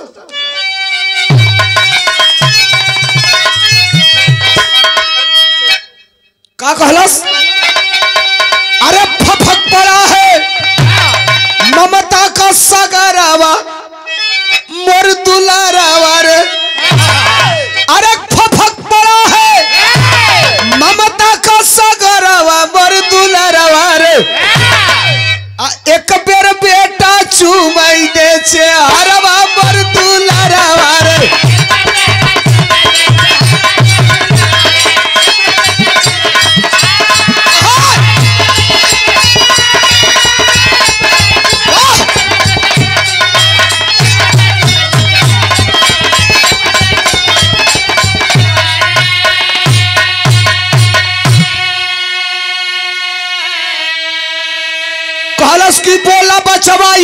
रहल जे आइल तुहरे साथ हो आ शादी कैला दिहला ना। अरे खबर आए मोरे बाबू हो कहला कि बहुत तरलस। अरे खोल के वो हरावा मर दुलूर। अरे परे बाबा बियाह कलिए ले महतारी काकी चाची पतो ही उतारे लिसा करे बियावा को के ले ले तो हमारे जगह कौने से पतोहिया उतरवले रे। ठीक बातें कलिए ले बिया। प्रेम कहा कि देखो अब आप दोनों लोगों के लिए एक लाइन में एक बात कह रहा हूं। क्या तो यहां मैं आपसे कोई बात नहीं कर सकता। एक जगह है जहां आप लोगों को खाना पीना कपड़ा लत्ता रहना पूरा एकदम सारी चीजें भरपूर मिलेगी, दवा इलाज, और मैं वहीं आपसे बात करूंगा वहीं मिलूंगा। हमारी मजबूरी आप समझिए। देखो बाप महतारी बाबूजी कलम अपने मेहरुआ से कैसे सुजाता से प्रेम के माई से कि पागले हो लइका साहेब हो गइल बा ऐसे बतियावल जला। अधिकारी लइका हो ऐसे अधिकारी नियर बतियावो। जहाँ कहता वही जा चले के ए साझी के बैठी न तो बढ़िया से बतिया ले। एक गाड़ी आती है जिस गाड़ी में ये दोनों बैठे हैं वृद्ध पति पत्नी, और एक गाड़ी में स्वयं आईएएस बेटा बैठता है। 12-14 किलोमीटर गाड़ी गई और जाकर के गाड़ी रुकती कहाँ है? वृद्धाश्रम। कभी आपको फुर्सत मिले, यहाँ जितने लोग हैं बड़े शहरों में आप जाइएगा, दिल्ली बंबई कलकत्ता गुजरात गोवा चंडीगढ़ हरियाणा पंजाब, जब कभी आप जाइएगा कहीं तो कभी आपको फुर्सत मिले एक दिन तो यार हमको छींक आ रही है, कभी आपको फुर्सत मिले तो पता करिएगा यहाँ का वृद्धाश्रम कहाँ है, और उस वृद्धाश्रम में आप 10 मिनट के लिए चले जाइएगा और जो बुजुर्ग दंपति उसमें रहेंगे ना उनका बैठ के केवल परिचय पूछ लीजिएगा। साहब बड़े बड़े चमचमाती कोठियों वाले लोग अपने बूढ़े माँ बाप को ले जाकर के वृद्धाश्रम में छोड़ दे रहे हैं, खर्चा भेज रहे हैं लेकिन अपने पास नहीं रख रहे हैं। साहब ले जाकर के उसी वृद्धाश्रम में माँ बाप को छोड़ दिया। वो अधिकारी हफ्ते में मिलता था, अब 15 दिन में मिलना चालू कर दिया, अब महीने में मिलना चालू कर दिया। अब तनी सब बतिया का अंतिम लाइन सुना लो। संतोष बा दोनों माई बाप के, एक दिन में हररुआ के बुझाइल के सुजाता के प्रेम के माई के बुझाइल की अब हमारे सम्मान के खिलाफ ही काम होता। ए दूसरे के टुकड़ा पर 2 रोटी हमन का खाई लिये तने भर के बानी जा। एक दिन अपने बुढ़ऊ से कहला से वो काम करो, ए भैया 5 मिनट हो, ऐसा 2 मिनट। ये सुनिए बहुत बड़ी बात बिरहा के अंत में आपसे बता रहा हूं। एक दिन अपने बुढ़ऊ से अपने पति से कहलस एगो काम करो, एजा से निकला, हमने कहा अपने गांव में चल जा। ए दूसरे का सोहनी कली हल जाई, मजूरी कली हल जाई, लइका नालायक निकल गई तो निकल गई, अब एजा रोहल ना जाई, एकर बोझ ना बनल जाई। तब तक ई योजना बनता तौले अगला दिन ए भैया बिरहवे मुड़ गई। दूसरे और तनी सुनिया पेपर आइल वृद्धाश्रम में, सबे नहीं पढ़े नहीं खे ना, में पढ़लो लिखल लोग वृद्धाश्रम में बा, तो जो समाज सेवी संस्था बा पेपर कपड़ा लत्ता ला के रोज में बांटत रहे। पेपर आइल तो पेपर के पहले पन्ने पर हेडिंग छपी थी, जिंद जिले के डीएम प्रेम नारायण, प्रेम तब पुकार का नाम रहे, सर्टिफिकेट का नाम रहे प्रेम नारायण। जिंद जिले के डीएम प्रेम नारायण की दोनों किडनी खराब, वेंटिलेटर पर, एयर एम्बुलेंस से फला हॉस्पिटल में शिफ्ट किया गया, आईसीयू में भर्ती। एगो बूढ़ वही रामा शंकर की बगलिया बैठ के पेपरवा पढ़त रहे, तो ले सुनना कनवा से तो कहना ए भैया है तो जन पढ़ल है कि फिर से दोबारा पढ़वा एक बेर। तो कहा रे भैया कोनो एजा अधिकारी बा प्रेम शंकर नाव को, उसकी दोनों किडनी खराब हो गई है।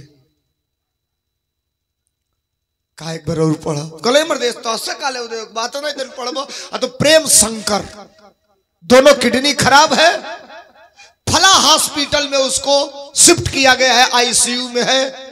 कौने हॉस्पिटल में आ तो ऊपर नाव दिल रहे हॉस्पिटलवा को नौवा याद कर लिया के रामाशंकर। 10 बजल तो जो संचालक था वृद्धाश्रम का, जो टेबल पर आकर बैठा अपने पत्नी को लेकर के आए, अकला हाथ जोड़तली हम के फलाना हॉस्पिटल कौनोगा तू पहुंचा दो ना तो हमने के दिन भरे जा रही ना पाओ मर जाए हार्ट अटैक हो जाए। तो क्यों अत ए साहब ए बाबू हम लिख के देतनी अंगूठा लगा देतनी लिखे ली तो नहीं कि हम जाई मिल के वजह से फेरे जा चले हमने कहीं जाई ना जाई। दया आ गई बेचारे को, कहा मैं जा तो नहीं सकता, ओला बुक कर रहा हूं। ओला ओला मतलब समझ रहे हो, उबड़ऊ को कि ओला का होला। अतः एगो गाड़ी आई हम के बुक कर दे, पैसा हम दे दो तनी वो हॉस्पिटल में ले जाके तो के छोड़ दी।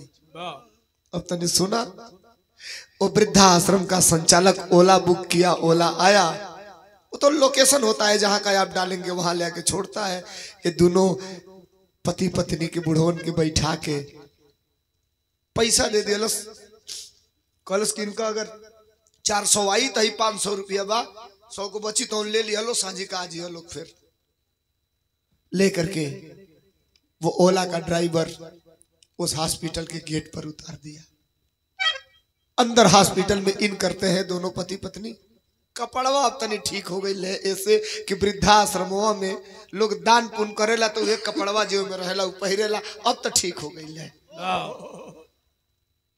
लेकिन ये जानकारी नहीं कि कौने कमरा में कौने नंबर में बड़ा हॉस्पिटल है, आईएएस भर्ती है, सिपाही लगे हैं।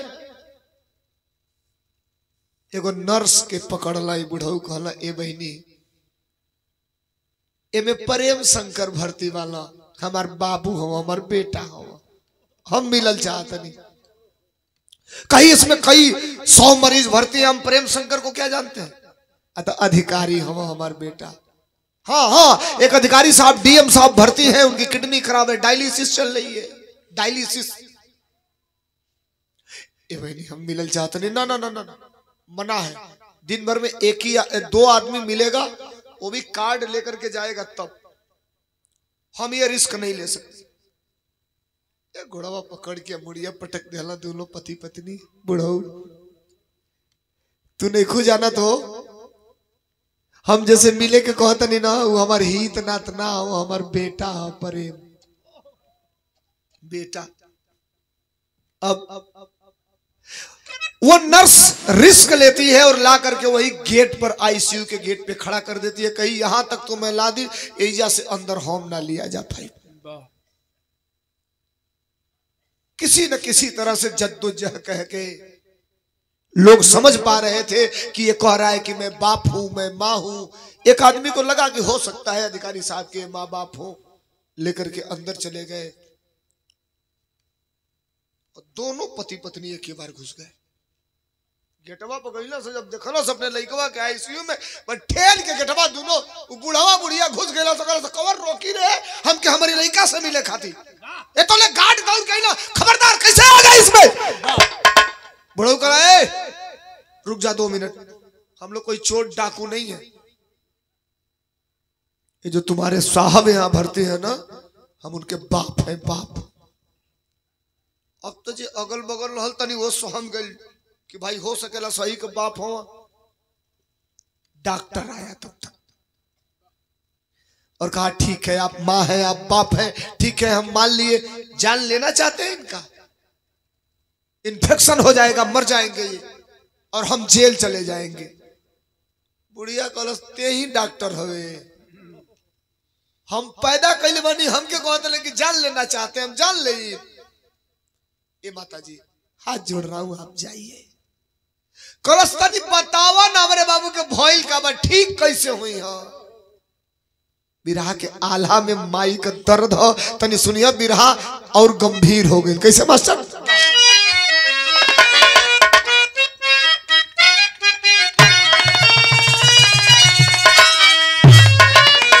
ई हमारा खातिर तुहरा खातिर दुनिया खातिर गया कभी एगो लाइन लिखला,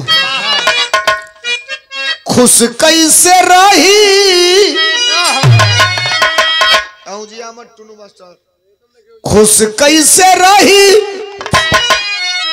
माई बाप के सतावे वाला,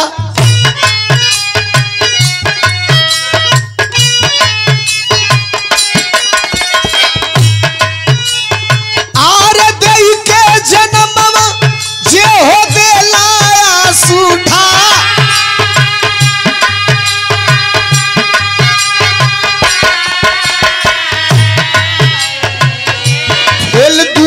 किडनी सुन के इतना खबरिया भैया,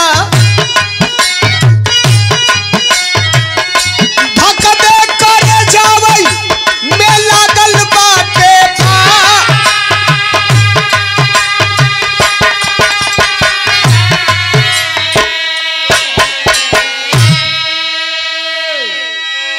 डॉक्टर से कही साहब हम लोग माँ हैं और बाप हैं, लेकिन आप डॉक्टर हो, ठीक है मेरे बात पर आप विश्वास करो या न करो।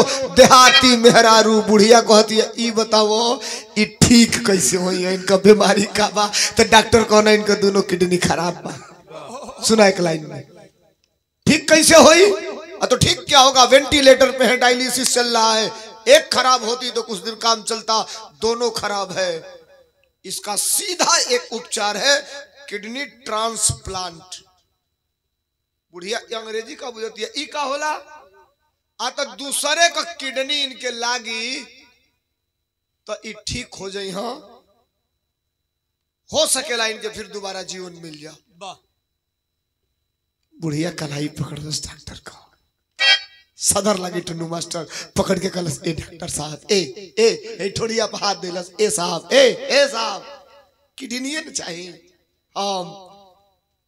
आई बुढ़ऊ ओकर बाप हम ओकर माई, ए भाई काहे क्यों हमको डिस्टर्ब कर रहे हो? कह डिस्टर्ब ना ना ना ना ना ना डिस्टर्ब नहीं कर रहे हैं, सुनिए मेरी बात। क्या कहलस? अरे डॉक्टर से मिलके कहलस देव हम किडनिया,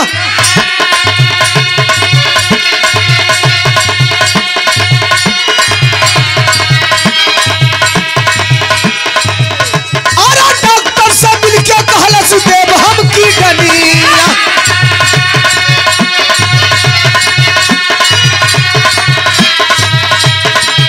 अरे ब्लड ग्रुप मैच होगा करो इंतजार,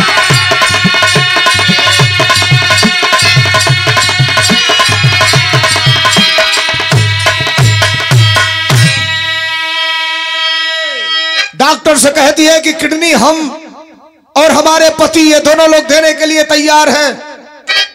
जहां तो के दस्तखत करावे के होखे, जहां अंगूठा लगवावे के होखे लगवा लो, हम दोनों पति पत्नी किडनी देने के लिए तैयार हैं। बेटा रुक जाओ, चाहे अभी थोड़ा सा 2 मिनट रुक जाओ, 2 मिनट रुक जाओ बेटा।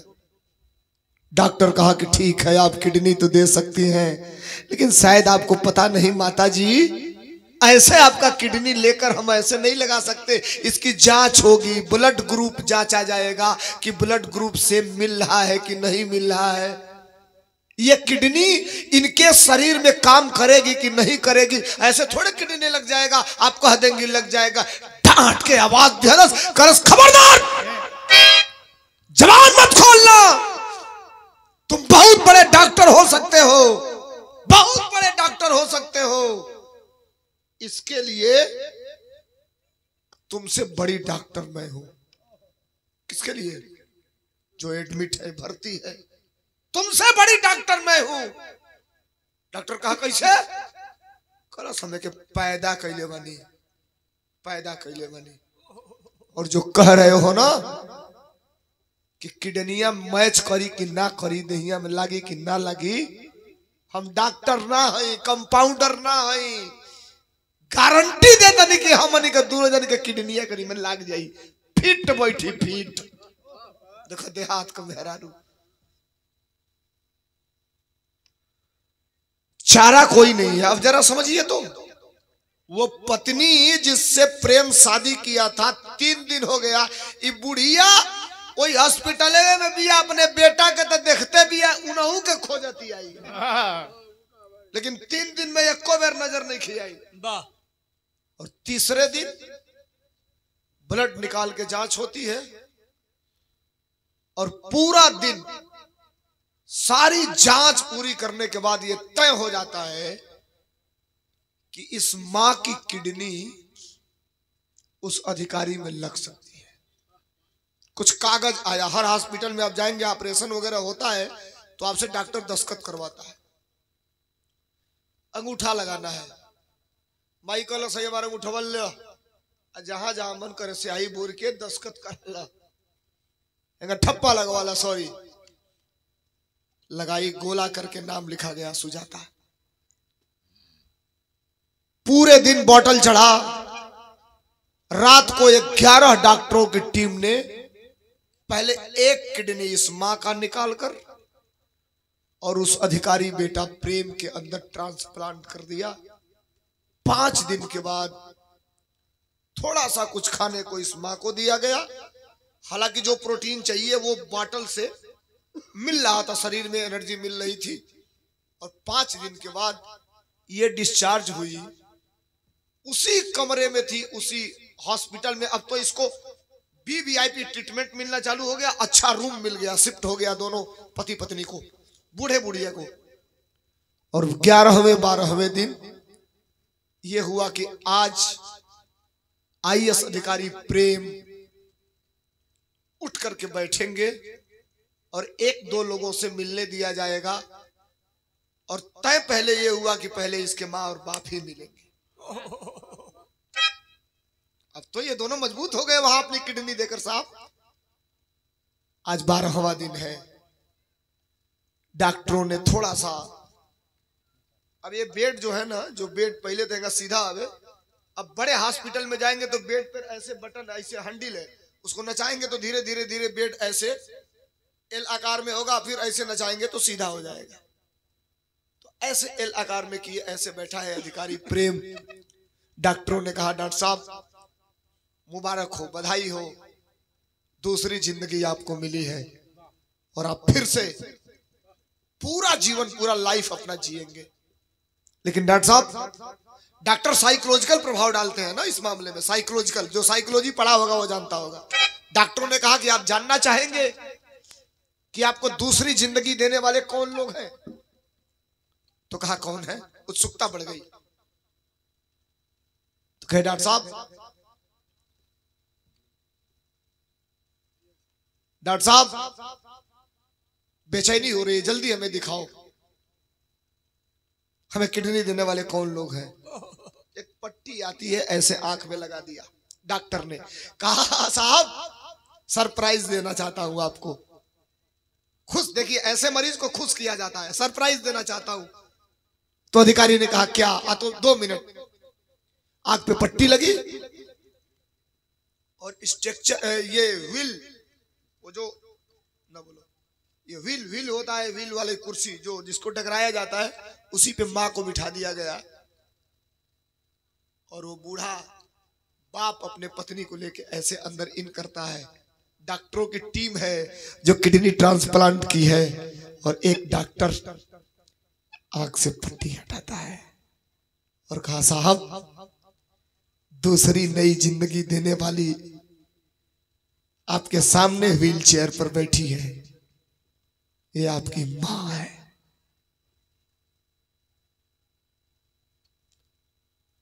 बुझाइल डॉक्टर कि आईएएस अधिकारी फेर गई कोमा में, तो पल्स चेक किए सब, नहीं साहब, हम आपसे कहते हैं ना साहब, भगवान से बड़ा दुआ मां की होती है। जो ये थोड़ा सकते में आ रहा है तो ले महतरिया कल से परे मामा, अब करे देखा देहाती भाषा बिल्कुल सीधा, नहीं बेटा अभी एक लगी है। तो कभी डॉक्टर कुछ कहते नहीं कि तोले बुढ़ऊ कहते अभी एक लगी है, 2 महीना बाद एक और लगी तोर हम दे।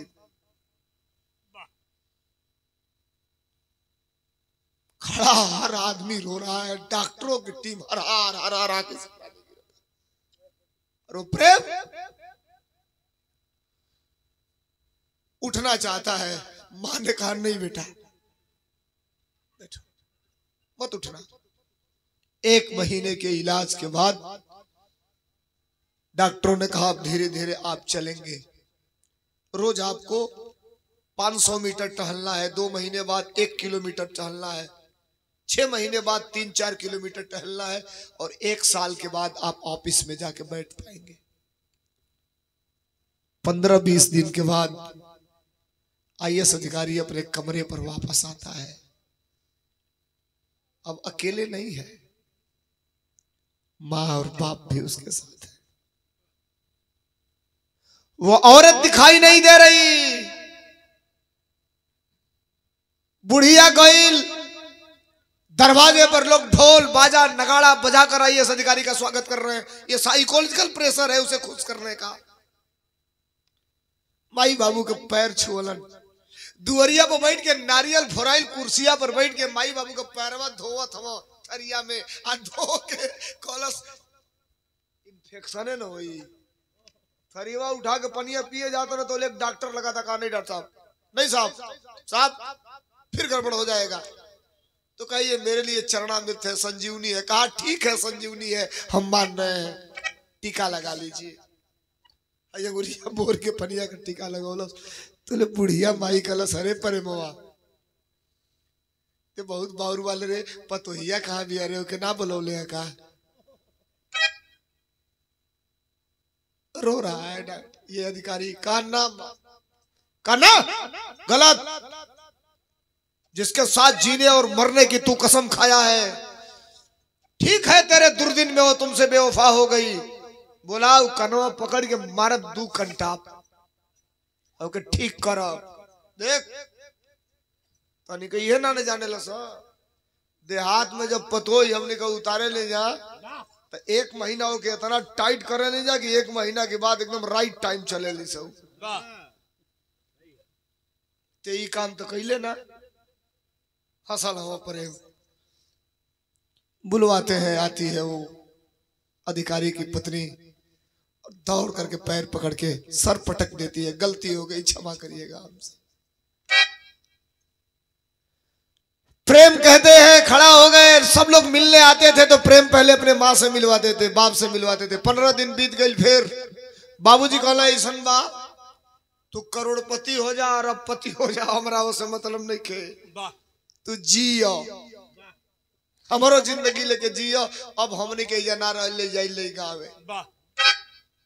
तब तक प्रेम खड़ा हुआ और कहा कि आप मुझे छोड़ के गए तो मेरी जिंदगी लेके जाएंगे। अगले दिन प्रेस बुलाता है, मीडिया और पूरी मीडिया खचाखच भरा है कलेक्टर साहब के ऑफिस में। जाके बैठता है अपने कुर्सी पर, एक कुर्सी दाहिने एक कुर्सी बाएं, एक पर बाप एक पर माँ। और मीडिया के लोगों से कहा, मीडिया के साथियों मैं आपको बुलाया हूं केवल इसलिए एक संदेश देने के लिए। बिरहा के खड़ी में कौन संदेश देना मास्टर बताओगे है ना? ए टुन्नू बढ़ जाए एक पत्ती और आवा।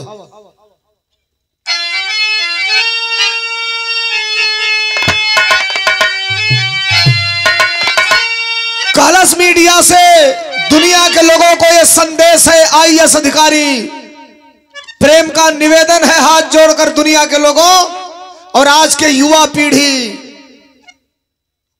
साहब आधा मिनट सुनिए तो और लेट कर रहा हूं आपको। ये जो जितने कोर्ट मैरिज रोड मैरिज ये जो शादियां हो रही हैं 4 महीना से 6 महीना एक अर्धुआई रहता। पहले तो ये सोना बाबू जानू खानू मानू मेला बाबू थाना थाया 1,000 मैसेज रात भर में ही गिरई नियर ऐठा तन से 2-2 मिनट पर 6 महीना जात पटका पटकी काटा कटौल मारा मारी लाता मुक्की कुल हो जाता। 6 महीना खाली 6 महीना जात 6 महीना तब पुलिस आ जाती है बीच में। 99% बिया सक्सेस नहीं क्यों 99%। वाह कौन सा हमको यूज कर दिया वो यूज कर दिया लॉस वाह वो यूज कर दिया लॉस। अब पहले तो मेहरारू आरोप लगाओ तो ले सब मर्द आरोप लगाओ तो हमारी इज्जत लूट ली गई है। कल सोशल मीडिया देखनी तू को मर्द इज्जत आरोप लगाना सकी मेरी इज्जत लूट ली गई है। अरे वे तो इज्जतिये लूटल से पहुना लूटल तो कुछ और ही चाहत रहे गणासी से काट देहल चाहत रहे कि न रहित न फिर तू रहता हो लायक। सपोज करिए अधिकारी वो प्रेम दुनिया के लोगों को कह रहा है ये नसीहत है और मैं इसलिए प्रेस वार्ता बुलाया हूं आप लोगों से हाथ जोड़कर समाज को एक संदेश दे रहा हूं।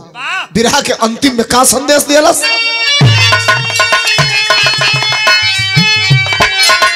कालस के भूला ना कभी ए भैया भूला ना कभी ए बाबू भूला ना कभी अपन बाप मातारिया भूला ना कभी।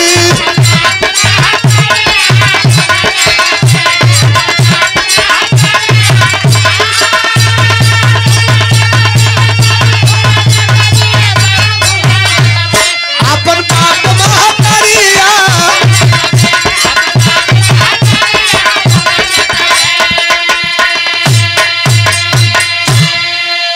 माई दिहली किडनी अपन बन गई भगवान। अरे माई दिहली किडनी अपन बन गई भगवान। और जन्म देने वाली जननी बचाई लिहली जान भूला ना कभी। चकित भैली डकटरिया भूला ना कभी।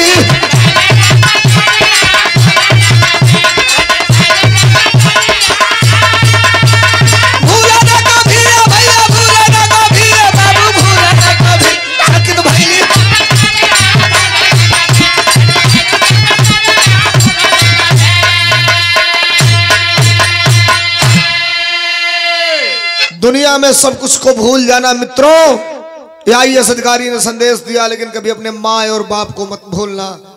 इतना बतिया जो कहलस प्रेस वार्ता खत्म भइल घर के अंदर लोग गई बुढ़ऊ बाप रिक्शा चलावे वाला प्रेम के पकड़ला अब पकड़ के कहना अरे बेटा दुनिया के तो ते बता दिए ले एगो घटना तो के बताई हम एक बेर का बात बाबू तहार मैसेज गईले हमर लगे कि 8,000 रुपया चाहिए पैसा ना रहे हो प्रेम एक खातिर बतावो तनी कि जौन ते कैले रहले हमन के साथे हिम्मत ना रहत जुटौले रहती जाता आज मर बिला गेल रहती जा हमन का त मरल रहती जा तेहू मर गेल रहते। एक बेर 8,000 का डिमांड रहे जानतल कैसे पूरा कैली बेटा का बतौलस खून बेच के कई बार अरे तुहरो फीस चुकवली खून बेच के कई बार बेटा तुहरो फीस चुकवली। अरे माई का दुखवा तुहरे और तुह से नहीं बतवली सुन के परसला नजरिया भूल ना कभी। 4 बार तुम्हारे पढ़ाई के दौरान जब तक तुम आईएएस बने ना तब तक 4 बार अपने शरीर से खून निकाल कर बेचा हूं तुम्हारे फीस के लिए। और आज खून तो दिया आज तेरी माँ ने किडनी दिया काल मैं फिर कह रहा हूं कि एक किडनी पे तुमको नहीं रखूंगा दूसरी भी किडनी तुम्हारी चेंज कराऊंगा। अखबारी में बाप अब बेटा दोनों जाने के फफक के रोला के बाद माहौल सामान्य भइल खुशी पूर्वक जीवन यापन करे लगला। आज के डेट में चार्ज तो नहीं मिला है जिले का लेकिन वो आईएएस अधिकारी आज भी अपने माँ और बाप को लेकर के उसी हरियाणा में नई जिंदगी अपने दुल्हन के साथ जी रहा है। और उमेररुआ जोन बेमरिया के समय गायब भइल है, आज के जनरेशन की और आज के समाज की सबसे अच्छी गुड महिला बन करके दिखाई। माँ और बाप को भगवान और देवता समझ करके सुबह प्रणाम करना, पूजा करना और इनकी खिदमत करना, इनकी इज्जत करना। ये कहानी एक पत्रिका आती है सरस सलील, सरस सलील आप नाम सुने होंगे। जब 2 रुपया में आती थी तब से मैं सरस सलील पढ़ता हूँ, बीच में छोड़ दिया था। अब इस समय दाम हो गया शायद उसका 20 रुपया, 20 की 15 कुछ ऐसे हुआ। सरस सलील, सरस सलील के पत्रिका में ये कहानी छपी थी। बिरहा मैंने गा दिया, बाद में तफसीस भी किया, हमने जांच भी किया। तो ये ज्यों का त्यों जितनी बात मैंने आपसे बोला 40-50% तो मैच खा गया, तो जब मिलेंगे तो 100% भी मैच खा जाएगा। ये बिरहा रहा। एक नसीहत आपसे है साहब, अरबपति हो जाइए लोग, खरबपति हो जाइए लोग, विश्व सुंदरी मेहरारू पा जाइए लोग, ठीक बा। नौजवान युवा पीढ़ी सब मेहरारू को कहल करी लोग, ठीक बा। महतारी बाप को कबो रेप न आवे, एकर हमेशा ध्यान रही। माई खुश रही, अगर बाप खुश बा, हंस के एक बार बोल देलो तो दुनिया का सबसे बड़ा हुए कमाई। खत्म भइल भी रहा। अंतिम लाइन के बाद कैसे मास्टर?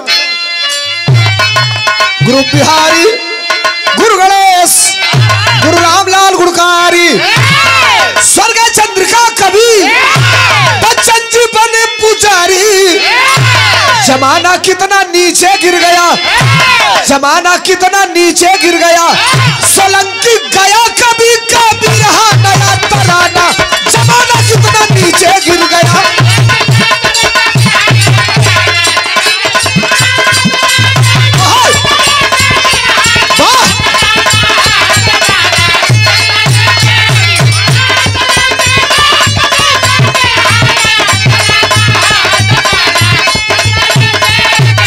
बहुत बहुत धन्यवाद।